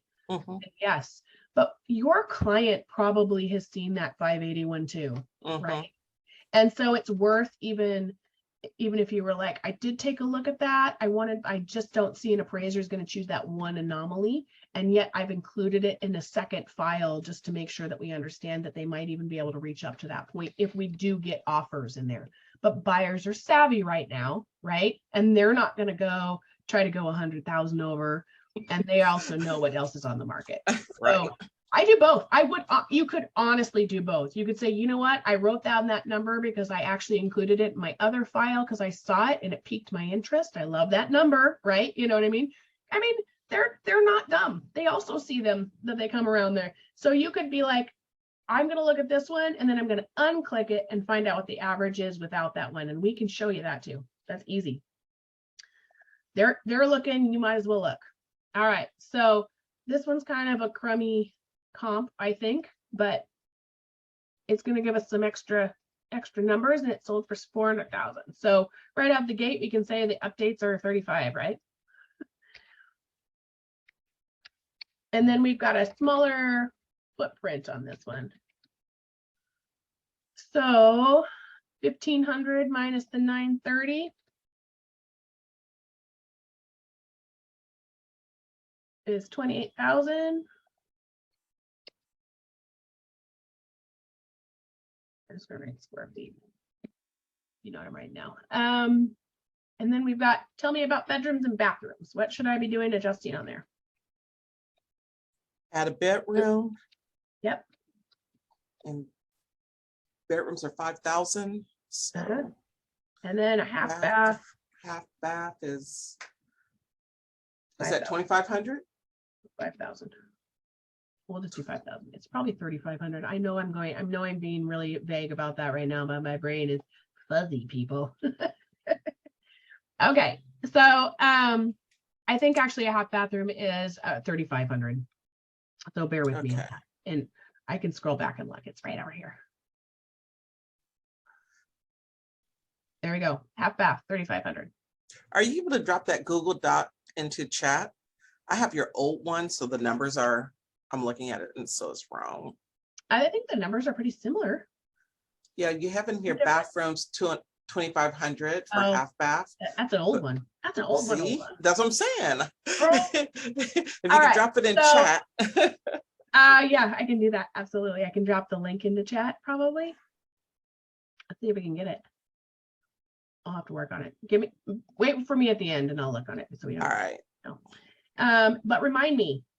Yes. Okay, so we've got this one, the pending one. Now, if an appraiser was going to do a pending one, they would have called the listing agent to see if they've already appraised, what their offers were like, what was going on there. They really try not to use pendings, but if that's all they got, because they really do want anywhere from 5 to 8 comps. It just looks a lot better. They will use as low as 4. I've even seen 3, but that's a pretty weird time when you see that. And so they really want a lot of decent comps that show what the activity is like. They're going to have to be pushing more and more to show what the value is in this kind of a market when things are dropping to the banks. So you'll probably see more thorough appraisals coming through there. So let's do this very last pending one. And we'll look through the house. It's got kind of cool mid-century modern ceiling. I dig that. Kind of updated bathroom. I mean, kitchen, whatever that is, whatever that place is that you don't go to the bathroom in. Like painted, we'll say, and some counters, and the kitchen's kind of updated. But it's decent, but like the outside still kind of got the old yellow, and I'm not sure about the burgundy door. Looks like the original wood floors, but they look like they're in good shape. It's kind of a cool house. Let's go on updates. Let's take a guess on this. So it's okay to take a couple guesses at swing at it. 12,000. I was gonna say 15. I'd say at least 15, and I'll tell you why. I feel like with the update in like kind of the bathroom counter here, and then the kitchen would, it's not any less than 15 to remodel a kitchen. So the kitchen might not be brand new, but I feel like overall they'd probably find some like 15. That's a great guess though. I really appreciate you. Just forced air for that. It's a 3-bedroom, 1.5 bath. We don't have to do anything there. It's just slightly smaller than our place at the 1,420 square feet. Any thoughts on? I'm going to do the square feet for me, even though it's not going to be a big difference. It's only 80 times 50.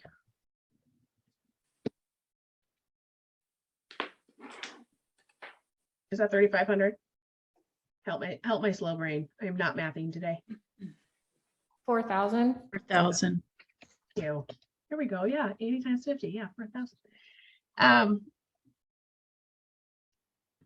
Anything else that stands out? The 1-car garage. I think that's pretty easy. Lot size. Yeah, so we could go back and do lot size for all of them if you want to, but somebody's going to have to do the calculator for me. So we know, let's go back here. Mine's 70/40. So go ahead and do lot size for each one of these, and I'll scroll up to the lot here. It's always 8604 for this one.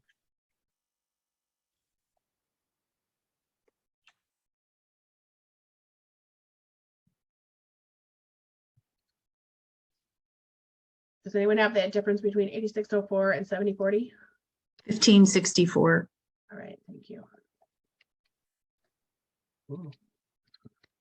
All right, and then we're gonna go for lot down on this next one. This one is 9126.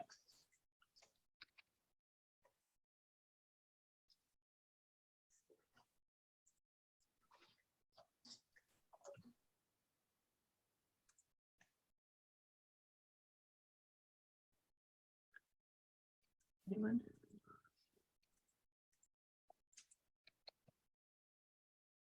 Whoa. tell you. You can see though that it's not going to make a huge difference in these for lot size. So it is true that if you were going to do one lot, I would do them all. What you're going to find that is an appraiser sometimes will do them consistently on all of his appraisals. A lot of them won't unless there's a significant difference. And what I mean by a significant difference, it doesn't mean that it just has to be an extraordinarily big lot. If you have a house that has a 5,000 or a 4,800 square foot lot, and you've got one that's a 7,000 square foot lot, visually, those are very different lots, right? One kind of ends at your back door. One has a normal backyard, right? It doesn't have to be necessarily between like the 8,000 to the 10,000 because those are both decent size lots. So it's really going to be one that really stands out. Other than that, just do it consistently. It doesn't take a whole lot of mathing to do, right? So if you're going to do it, you're like, this one has a huge lot, you might as well do it for all. It's just a tiny bit of calculator work. And I'm 3,449. Yes. Hey. I appreciate you. This one's 6,400, so I actually get to add here.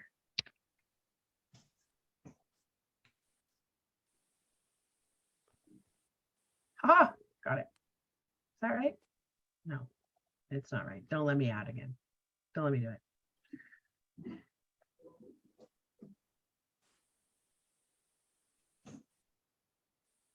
So 64, 400. Just 640, right? Is that right? Yeah, 640. And then this one has a nice big lot again. So we'll just do this one. 3514. All right, so that's it. You can do lots or you don't have to do lots. If you don't see any huge difference in them, I wouldn't worry about it. Quick question for you on the one that scroll down a little bit. Sorry. Yep. The yellow one, a little bit further. I'm reading through the notes on that one and they're talking about RV parking with an RV dump. Is that something that the appraiser is going to give value to, any kind of RV parking? I've heard not RV parking on that specifically, but they are going to give value for parking. So let's talk about parking because we talked about the garages and it was 10,000 per garage bay. But guess what? Covered parking in general has the same value, which is crap in my opinion, because a covered carport should not have the same value as a garage, but it does, right? And so it doesn't make it more marketable, and I think that's fair to share with your clients. Like obviously if people prefer a garage where they can close their stuff in and it's got a little bit more safety over a carport, but an appraiser will give them value if we're doing it apples to apples. But there is also, let's go ahead and look at my appraisal here. You can see that there's like garage carport, but you'll see in there it says 1 garage and then 6 driveway. So there's actually not any value that they've been giving for it, but they do note it on there and they might make a huge difference if there was a huge difference. I have never seen a driveway parking or RV parking get anything, but you'll notice on each one, they absolutely talk about how much driveway parking there is. So I'm betting someday somebody might. I don't know. I don't have an answer for that though, no. Any other thoughts or questions on that? I have a quick question. It's Yeah. not quite on that, but I was wondering when we're looking at the upgrades, is the exterior paint. So if I had brand new exterior paint and the door was a nice, paint as well, is that all included in the total upgrades? Because that can be a pretty hefty, cost. Yeah, so I think what you're going to find that in there, because upgrades are usually in, you're going to find like upgrades in the condition factor here. So it's considered on your appraisal condition. So C4, for instance, is the worst. The other one was quite a bit of difference at C3 because it was upgraded compared to mine. Quality of construction to me usually reflects like a lot of those exterior things. So if it was like fading, falling apart, you had a bad roof, those kinds of things, they start to reflect in that Q4 quality and construction thing.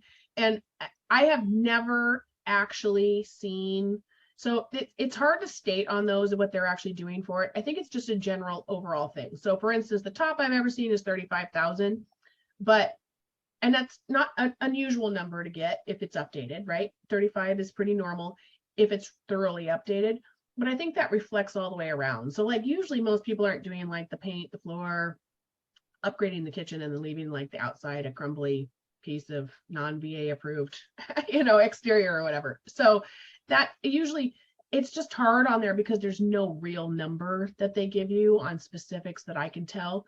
And I read them all the time, and can I come up with a number that makes sense? And I think it's just based on the cost of general upgrades. Like what does it take to do a bathroom generally for the parts and the pieces of it, right?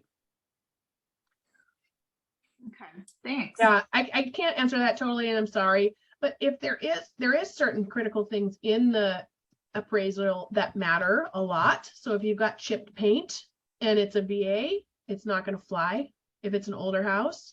If it's chipped paint and there's exposed wood on any appraisal, it could come up on as an appraisal condition to have it redone, and it most often will. In conventional, FHA, VA, exposed wood obviously can cause a house to degrade fast. So if they don't have an updated and they've got exposed wood, then I would definitely bring that up anyways. Good. Okay, so we're on this last one, and I think that we're, hold on, let me do something here. So we've just got these checked here. I'm going to do one other little thing here because I want to give you, what time is it? 1:30. We've got 30 minutes left, you guys.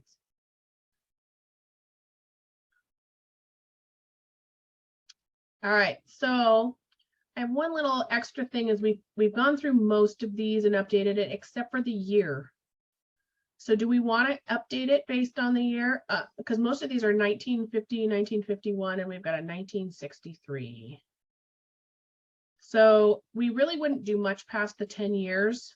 So we'd really only get like 5,000 per one. Do we most want to stick with it as it is? We'll look at this really quick. All right, so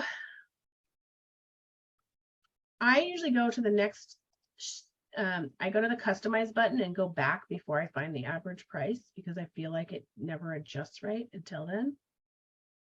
If you notice before it said like 478, and now that I've gone through there. And then Yvonne, that was you, right? Yes. We're gonna take off that one that was an anomaly too, and we're gonna look at that because I think it's going to make a difference. It's really you're trying to use your educated thoughts, and you're right. If I was looking at this, I'd say, gosh, that one seems excessively high, compared to what the market is. So the average on this is 513,778 or 773, sorry. And then we're going to unclick that one on. We're going to go back. And we're going to see what the average is now without that one. And now all of a sudden it's 502. I think in this market, I would be much more comfortable telling them 502 when I know people are going to be gauging on the side of caution. So now we have this appraisal and we're going to stick with this 502 if that makes sense. Let's look back at the ones that we printed. And this is actually just the ones we printed without doing any adjustments for our updates, for the conditions, for the rooms, things like that. If we would have printed them this cheap, just off the MLS, can you see like we would have been not quite right on there? Now, this doesn't look like a huge difference, but I mean, that sale price, we would have said, gosh, they're selling for more around the 479 range. And we could say an appraiser could get you to 502. That's a big difference in that, right? So we've made a huge difference in finding a very accurate price. This is not the end of the story, though. We're not going to a listing appointment and just talking about price. First, we have, if you're brand new and you haven't made yourself a listing presentation, you can make one. The office has ways like templates that you can actually make on how you list houses. We want to talk about that. But even then, now we're going to talk about what the active market's doing, right? Because that's not just the be all and end all of that. If there's markets around us, those are important too. And Crystal, you had mentioned like Buckley's right across the bridge. So I'm going to want to look at those kinds of things as well. If people are looking in Enumclaw, they might be looking in Auburn, Buckley, and I want to know what houses are doing under 515, right? What kind of competition do I have? Does it make sense? So if my house, we're going to go for that, if that makes sense. So we've come up with our market valuations. Does everybody want to see what it looks like when I print it? So you would change the 513, 773 to I would have 502? gone to 502 for sure. And would you do a range or would you No. give a, no? Because an appraiser's not going to give a range. They're going to come up with they're going to make them apples to apples, and it's going to look just like that, where they're basically going to say, hey, after we made these adjustments, now we averaged those four, and it was the 502, and I didn't change it on there for it, so I apologize. But I'm just going to show you kind of what they come up like. So this gives the average, gives all of our information there. It shows the houses around them and where they're located at. And then when I'm presenting this to them, I'm gonna let me show you a little bit about what I'm talking about, how they're making them apples to apples tiers. I come over to this fourth page or whatever page that is. I say, now they're gonna adjust the square footage. This house is a little bit bigger, so you lost a little bit there. Yours has an extra bedroom, so we were able to add. And then they have another half bath size there, so we took some off. Yours is beautifully upgraded compared to this house. We were able to add some credit for that. And then your lot is a little bit smaller, so we took that off. So you can see how they've done that. I'm not going to go through each one unless I have a client who I feel like is a mean skeptic on price. And what I mean by that is I'm going to go through each picture with them, and I'm going to have them tell me if they think their house is better than this house or not, right? So if there's a dazzling house in their comps and theirs is not upgraded, I need them to make that acknowledgement. So it wouldn't be this one, for instance, but they might say, yeah, that house is much prettier than mine. I get that. Like, it's beautifully upgraded. That kitchen's upgraded. Maybe theirs isn't. That gives them a chance to start reaffirming those things and say, we noticed that a little bit too. So there is a credit for, there was a loss there because theirs is a little bit more updated than yours, right? Let them make those commitments and say them out loud if there's somebody who might be a little bit more difficult that way. And then you can even I will leave the rest of this for you, but can you see how they're adding and subtracting and making like kind, and then they find that average. And that's how an appraiser works those. They are all unique individuals, but it's kind of based on most of the work that we see them do. So it's easy, and you don't have to sell yourself an appraiser. You know what I mean? We just want to, as professionals, we're following the model that they're using. So it just prints out like that. Sometimes if you've got a lot of comps, it can be anywhere like up to 24, 26 pages. I don't try to add a lot of extra fluff in there. I want them to see pictures, and I want them to see the price adjustments. I will answer one question that sometimes can come up for you guys too. And that is when people say, but when I get on Zillow, it just gives me like $219 per square foot for my house, right? And that doesn't show $219 per square foot for my house and the difference from yours, because Zillow does not count each individual item as important like an appraiser does, if that makes sense, right? Like they average everything out. Your neighbor's house, which has a pool in the back, and these are their taxes, and this is, they average all those things out. They're not looking at individual components, nor have they been in your house. So if that helps, people will maybe ask you that question, right? Is the pool a plus or a minus? In Washington State, I'd say most appraisers would say it's a minus. I think that we're starting to see a few more pools around. Like we're finally starting to see AC in a lot of houses, but it doesn't add a lot of value. And if it's not new or in good shape, it definitely does not. They actually take off value for it. So there's some stunning pools, right? They'll get like 14. I've even seen one that was gorgeous and it got 25, but I mean, it was seriously a gorgeous pool. Can you imagine? They did not pay $25,000 to have that installed. So it's not a whole lot of extra love that they get for pools, and they just need to know that they love their pool. And then people are like turned off by pools too. Like I've had people, I've listed houses with pools and they were like, we love it, but we don't want to take care of a pool. So real quick, going back, we came up with an average of 502. So Yes. then we're going to go back and look at what is active right now to see where they're pricing, to see if our price is even near that. That's Right? exactly To kinda- right. So I can get potentially up to 502 if their appraiser does this. Now let's look at what the market's really doing in your area, right? You know what I mean? Because those things are so critical and so important to us right now. We're in the spring. In February, I might have said, I think that I can push this price by $15,000 at a minimum and still be able to get the appraiser to reach for that because things are going up week to week so fast, right? Now I'm not doing that at all. Now I need to know you have 75 listings in your area, right? And they've all been on the market for 29 days. They're all listed at $499, right? I don't want you at 502. You are not, you need to be the best thing on the market, most beautiful, and maybe about 5,000 or so below, that average price there. So we want to be super savvy when we do it. All right, let's take a look. Let's add for fun, Black Diamond, Buckley, so fun, so fun. You might even add Bonnie Lake, honestly, and just see in Auburn. And let's go 515 minus. Does that make sense? That's already at 228. We may have too many there. Let's just take a quick glance though. You can do a quick CMA with under 100. And by CMA, I just mean using the button on the bottom of your MLS, not what we just did. And I do that a lot when I'm doing price adjustments or we're doing weekly updates for people because I want them to see what's happening in the market. Gosh, you're not the only person that's sitting. You know what I mean? Might be time to make an adjustment. So maybe at this time, okay, first of all, let's go back here. Let's take out manufactured homes. Unless you're doing a manufactured home, make sure you take out manufactured homes.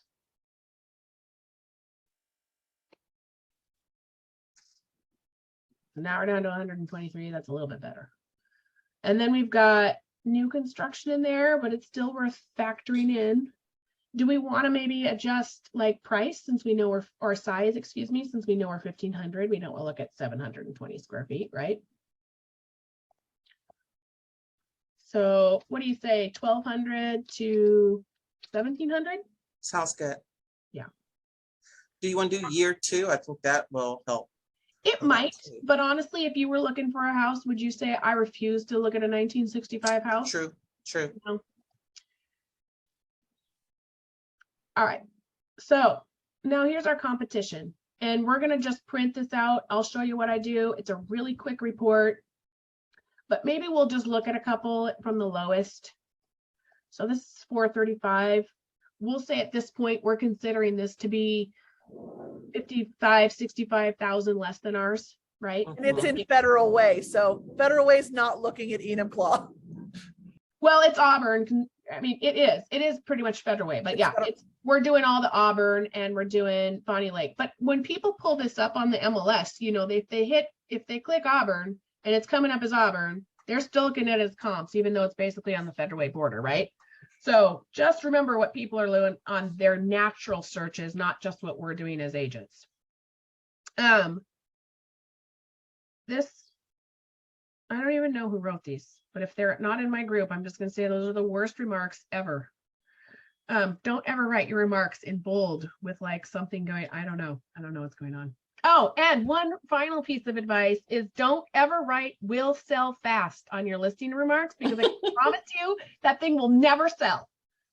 This one's been 81 days. Yeah, the remarks are terrible. Not that that matters, but seriously. All right, so you can see the competition. This one say 80,000 less than ours, but you know, yuck. Well, don't you want to do, well, I guess you're looking at what, I'm just looking at the general competition. You can see Right. this one more of a townhouse. That's not really going to be competition for us. And then we're kind of getting into these new constructions in Bonnie Lake, which that's a lot of options for people in new construction and not much smaller than ours. So that No. would be some serious competition to me now that they've dropped their price, $90,000. majorly, Yeah, I mean, that majorly. makes me worry that I'm losing to those new constructions, right? Mhm, mhm.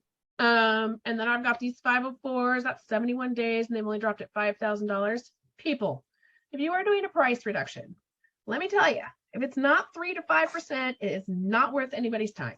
Please do at least 3%. Do those numbers on there. It's probably $15,000.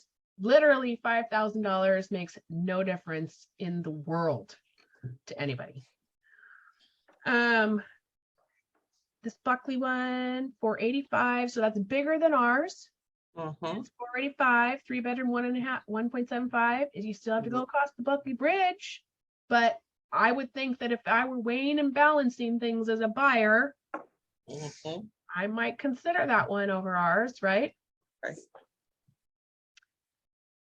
So it's worth looking through this, and maybe you're highlighting a couple for them instead. You're saying this is really strong competition here. Maybe it's those new constructions now, and it's this Buckley one.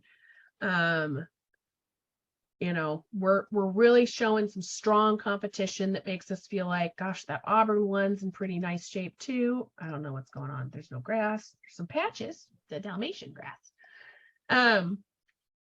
But you know, maybe we're really hooking up. This one is in Lakeland Hills. I mean, it's a condo, but still that might be some competition that's pending. But does that make sense? We're just gonna, in this case, we're gonna click all of them. And then I'm gonna hit the CMA button. And I'm gonna go to pages and hit the portrait here on comparables.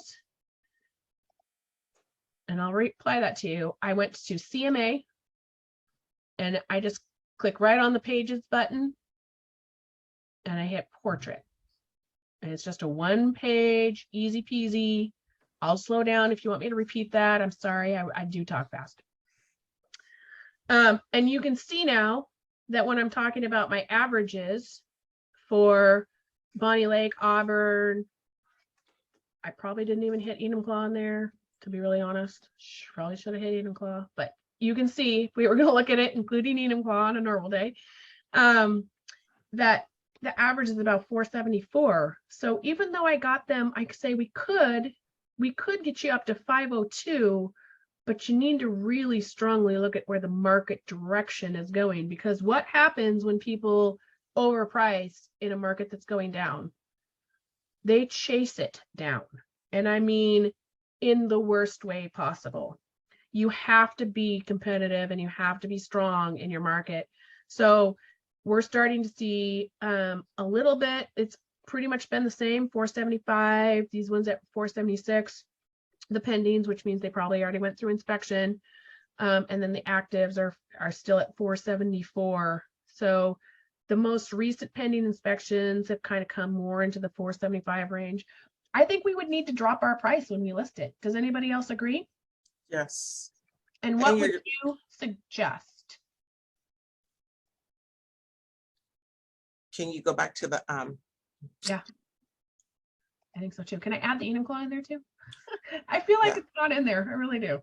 Okay, hold on. Enumclaw. I got stuck at B's and now it's done.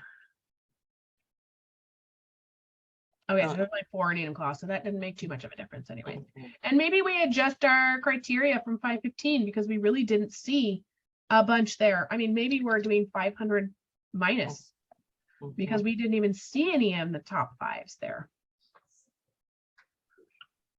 Okay. Do you want to go back through these? No.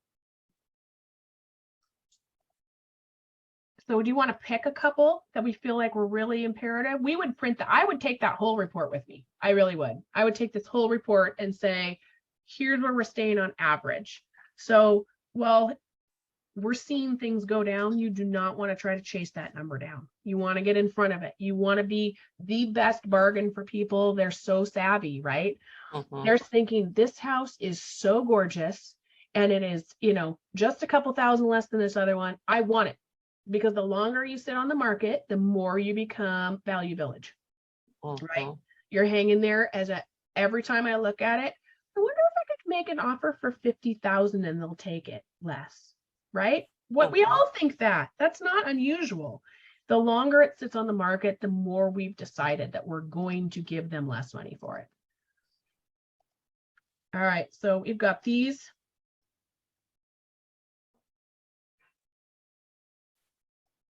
We'll say all of these probably should show people like, yeah, you're remodeled, but these are nice. Do we want to look at those numbers too with some of these? I'm going to flip through quickly. Is that okay? I get kind of a general idea from the paint and the front porch. Someone got a cell phone call. You're vibrating. Well, that one too. That's a pending inspection.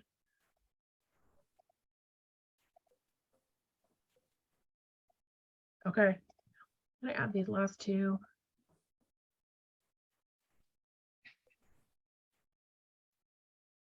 So your adjusted CMA shows like Route 502, but then the overall average is showing like 474.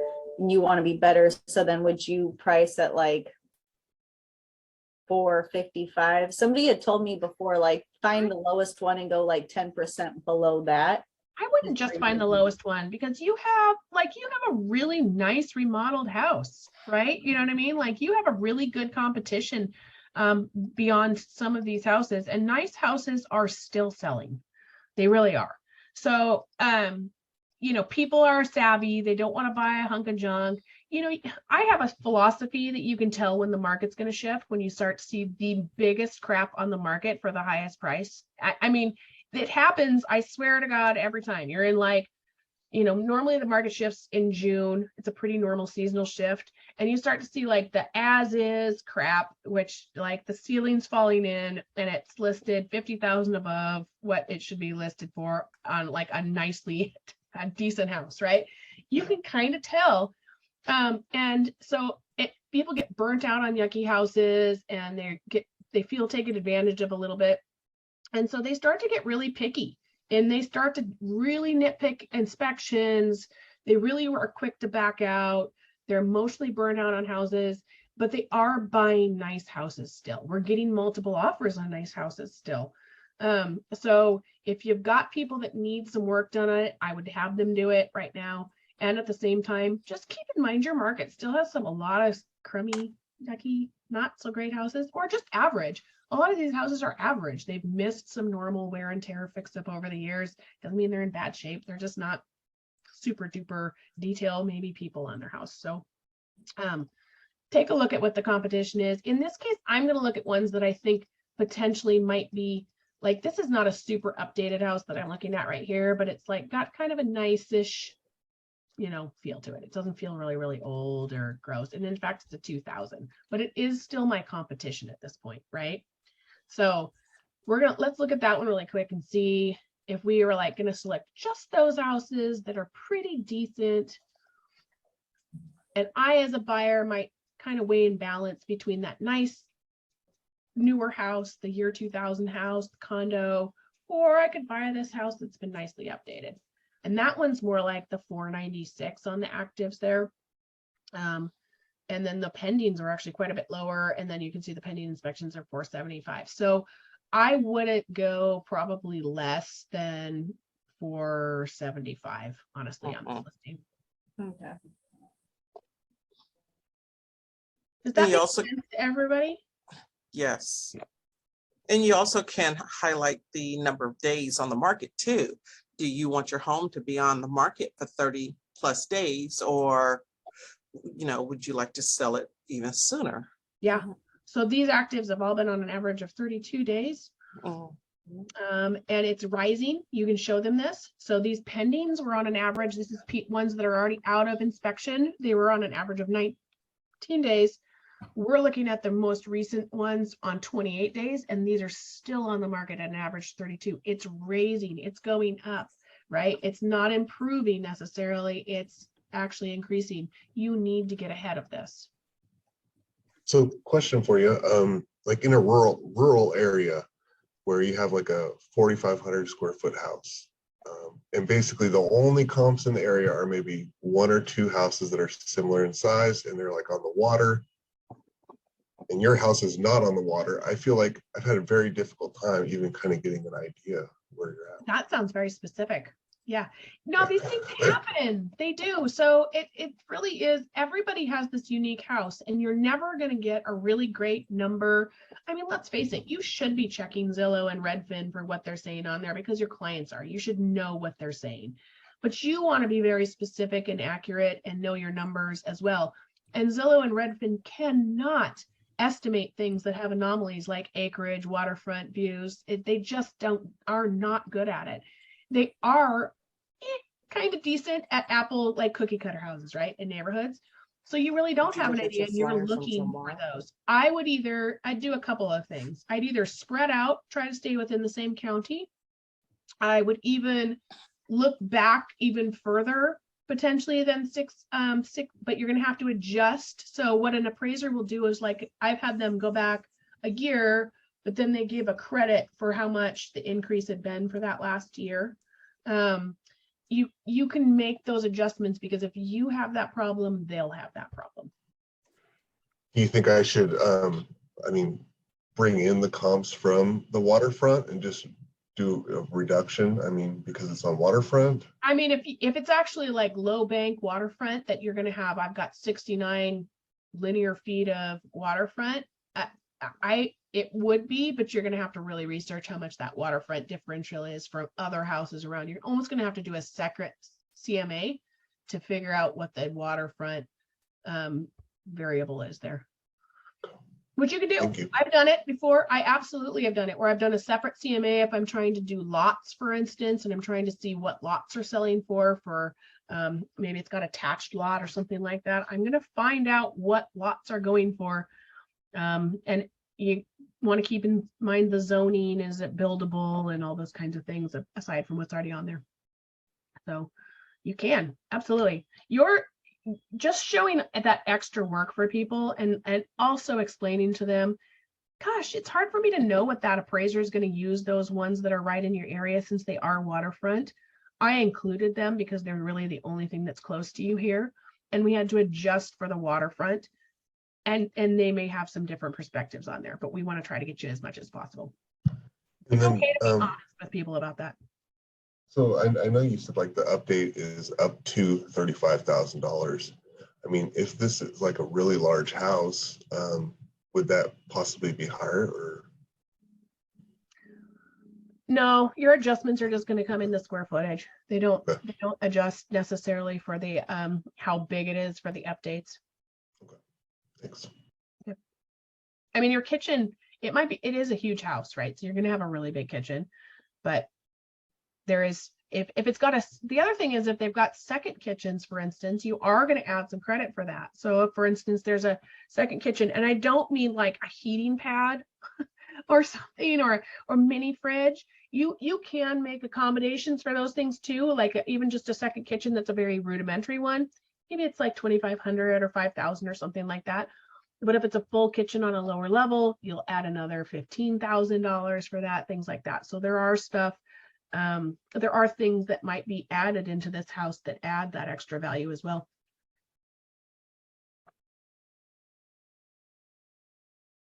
Okay. Any other thoughts? I think, Yvonne, we talked about something I wanted to follow up at the end here with. Oh, did we want to look at really, really quickly on a split level? This is not a split level, but do you want to look at it? Yes, I did have an appraiser tell me that, because I had a split, I had actually a rambler with the basement, a full basement. And I was having trouble with that. And he turned around and said, oh, you can use a 2-story and split level because that's what's around here. That's what's in this area. And the Wow. market is going so fast that we Oh, have see, to. that's what they're trying to do, is trying to get away with that. So I have talked to them. I that doesn't surprise me in some sense, because I feel like they were doing the weirdest things this last year. But I go every year and ask 3 of them if we are doing any differences in that. And every year they're like, absolutely not. Like, you're not doing it, right? So I'm just going to stick with the fact that we're using, but that does not surprise me at all, because I think the worst appraisals I've ever seen in my life this last year. They were horrible.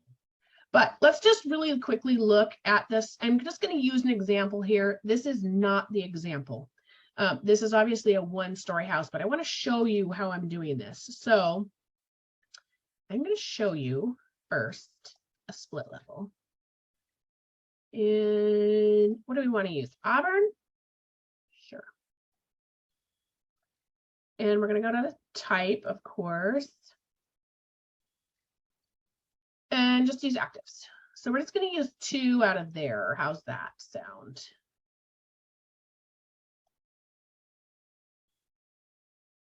And I'm just going to make sure that they're both below grade. So both of these are below grade, meaning you can kind of see part of them is below the ground. See if we can find an above grade one. That one has partial below grade. Those are all like this. See how the stairway goes all the way up and nothing is technically below the ground on that one? That would not count in that like 50% usually, because none of it is below grade. Is that helpful? So they would probably get full value for both floors on this one. All right, so let's do this one and compare it to this one.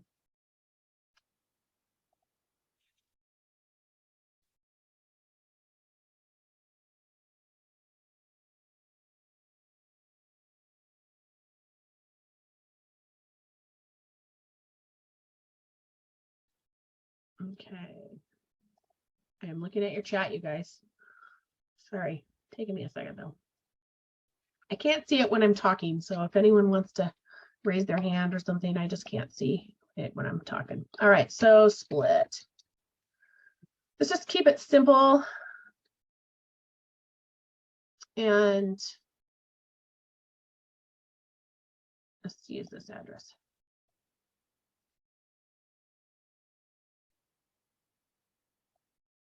All right, I'm not going to make any adjustments there. We're not really doing this one, but I want to show you kind of what I would do for the split entry, because it does take a tiny bit more work.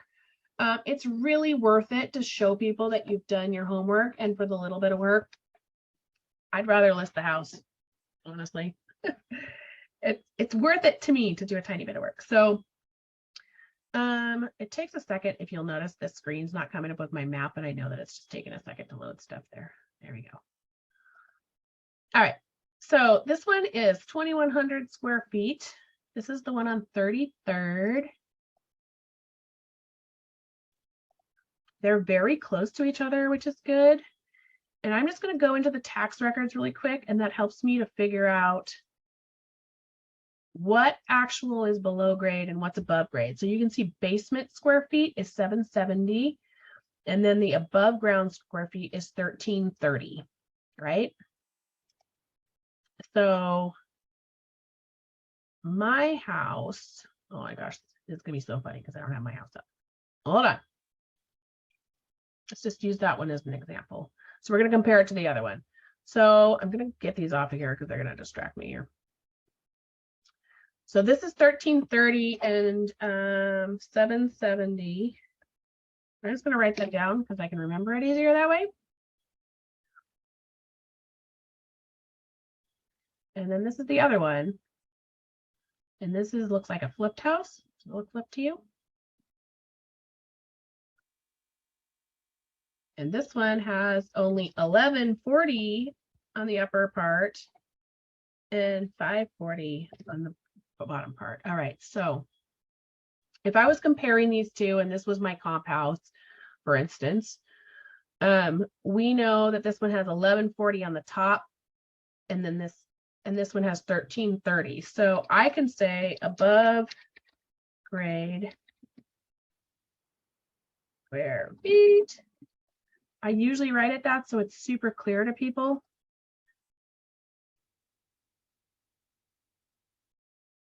All right, so we know that this one's bigger on the above grade square feet, so we're going to give it that credit of 9,500. And then the below grade square feet, we also know that the bottom is smaller. So mine is 770, the other one was 540. So I'm actually going to be able to give it credit as well of 5,750 because it's a little bit bigger than the other one. So that is really how you're doing that one. So this house was the bigger one, and I'm adding it to make it like kind to the other one. Does that make sense? And you're going to do that on each one. Or did I confuse everybody on that? You can tell me if I did. It's okay. It makes sense. Okay, so this and just to make sure, normally I'd be adjusting each one of these. This would be my comparable property. This would be normally the one I'm listing, not a comp. So we could actually comp it out to this one. I just didn't want to go through each one of those, but you're going to do above grade and below grade and make sure you're adjusting each one of them because the overall does not make a difference in a split level. It's about each floor's square footage. And you really don't have, you're not selling split levels every other day. So just doing that little bit of extra work doesn't make too much difference. Any other questions that we have here? I have a question, if I could go back a little bit. For the condominiums, you Yes. indicated or mentioned about checking to see if they're VA and FHA. Yes. And I know how to check for FHA, but I'm not sure how to check for VA. VA Where would I also go? has a link. Let's go to those. It's right there. Okay. Right there. And you can actually just Google in sometimes VA home search as well. I'm gonna get you both. And I will put it in our thing. I'm also gonna work on getting you that link, you guys, because I know you want that. Hold on. Wait. Where's my chat bar?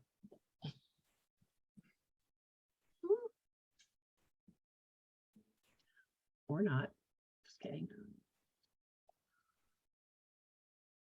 I'm getting back there, I promise. I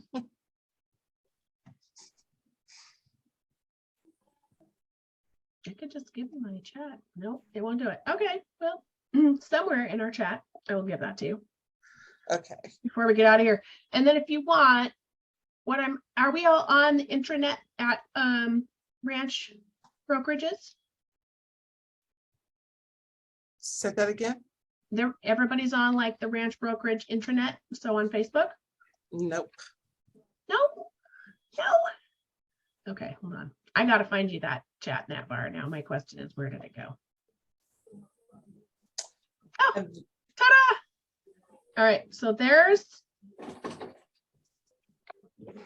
those two links. And then let me get you, I know everybody wants this Google Doc presentation. So let's see if I can't get the link for that.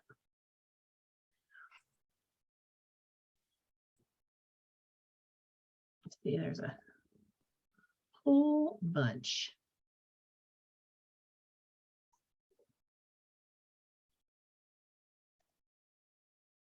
And there you go for the Google Doc link.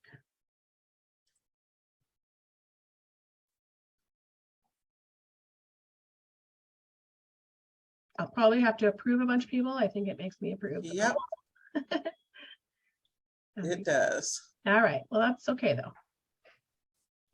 And then when you look up information where you were saying there's some information you just put into a whole different file. Do you mind sharing? I don't know if anybody else is interested, like when you're pulling up comps and stuff, how you go about filing your stuff so that it's easy to get back to or look at? Do you have a system? Sure. I mean, I do. I actually just use like Google Drive on Mhm. mine.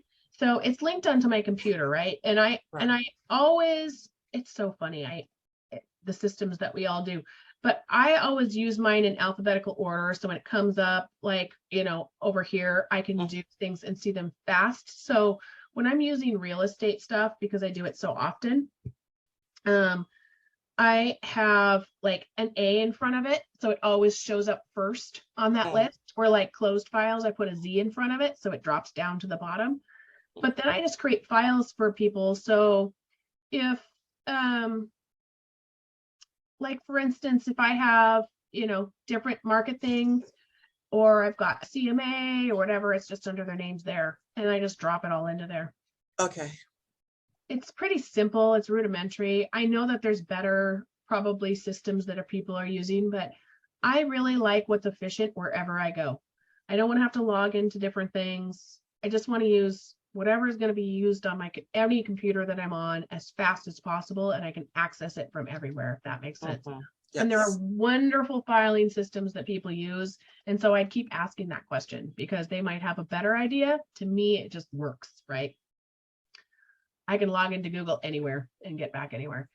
Has anyone ever experienced having to use the system for like getting rid of a low appraisal or working through a low appraisal?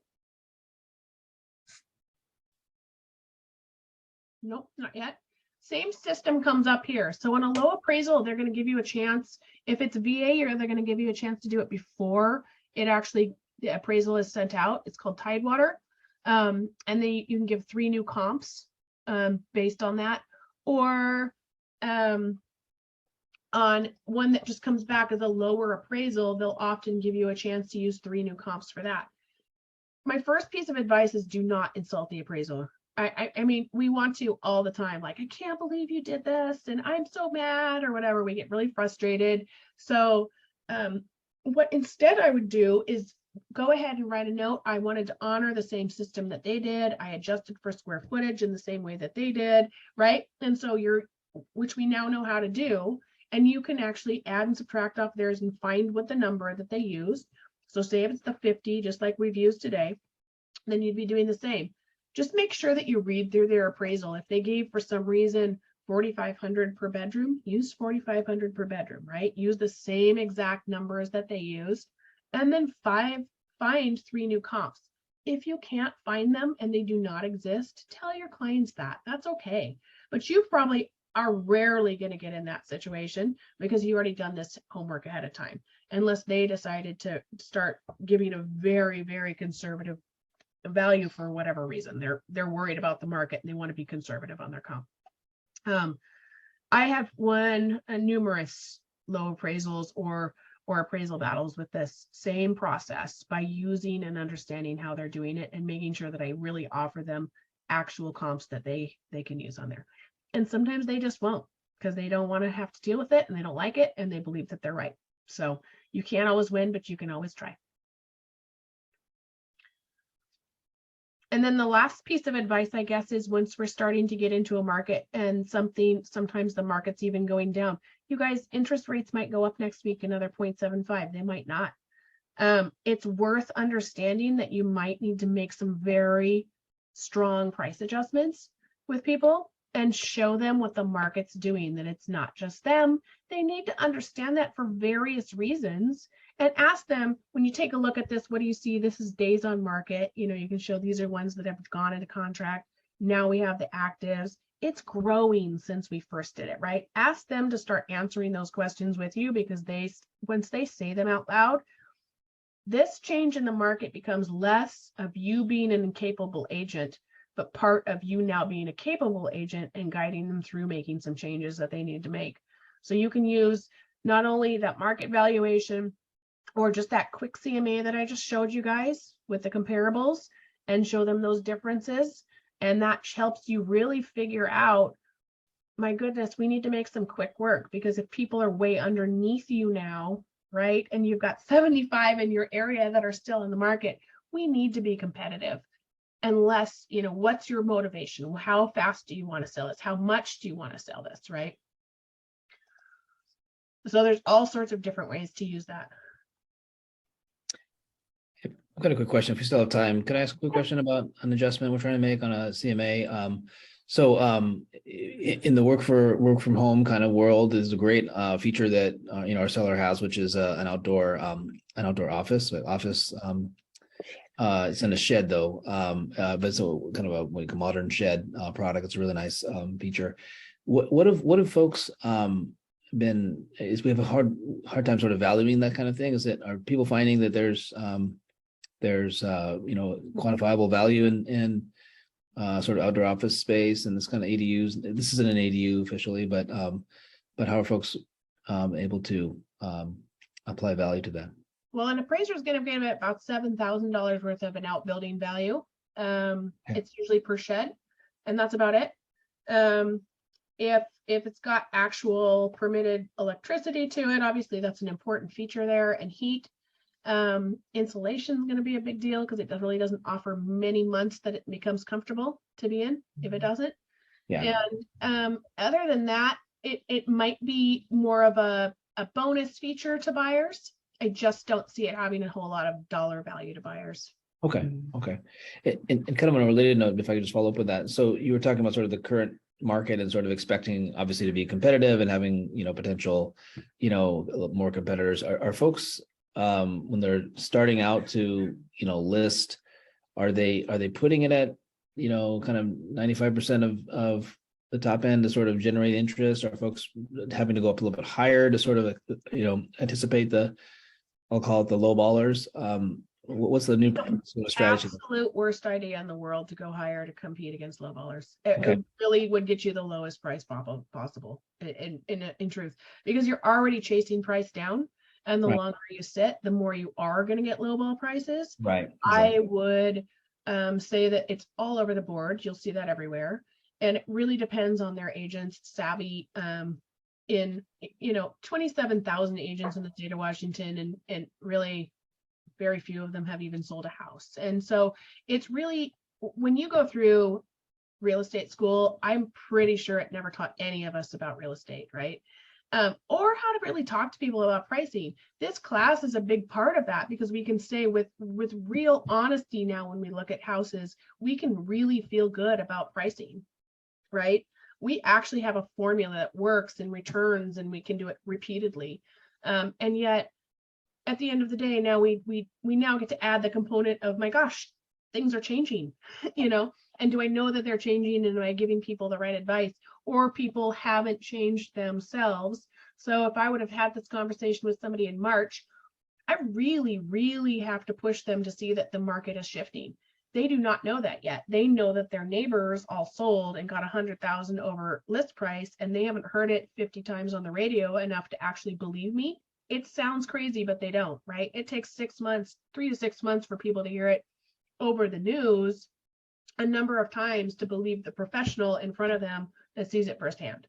So it's really important for us to have that strong conversation. And maybe 3 months ago, I might not have been able to convince people to say, hey, I need you to go 5,000 under list price. And then they sat. They're my worst clients right now, because now they're following the market down. And yet now I can, because people know, right? And so what you have to then agree with them is like, okay, if we're not going to go, and I understand you really don't want to miss $1, and that's important too. It's important to me too.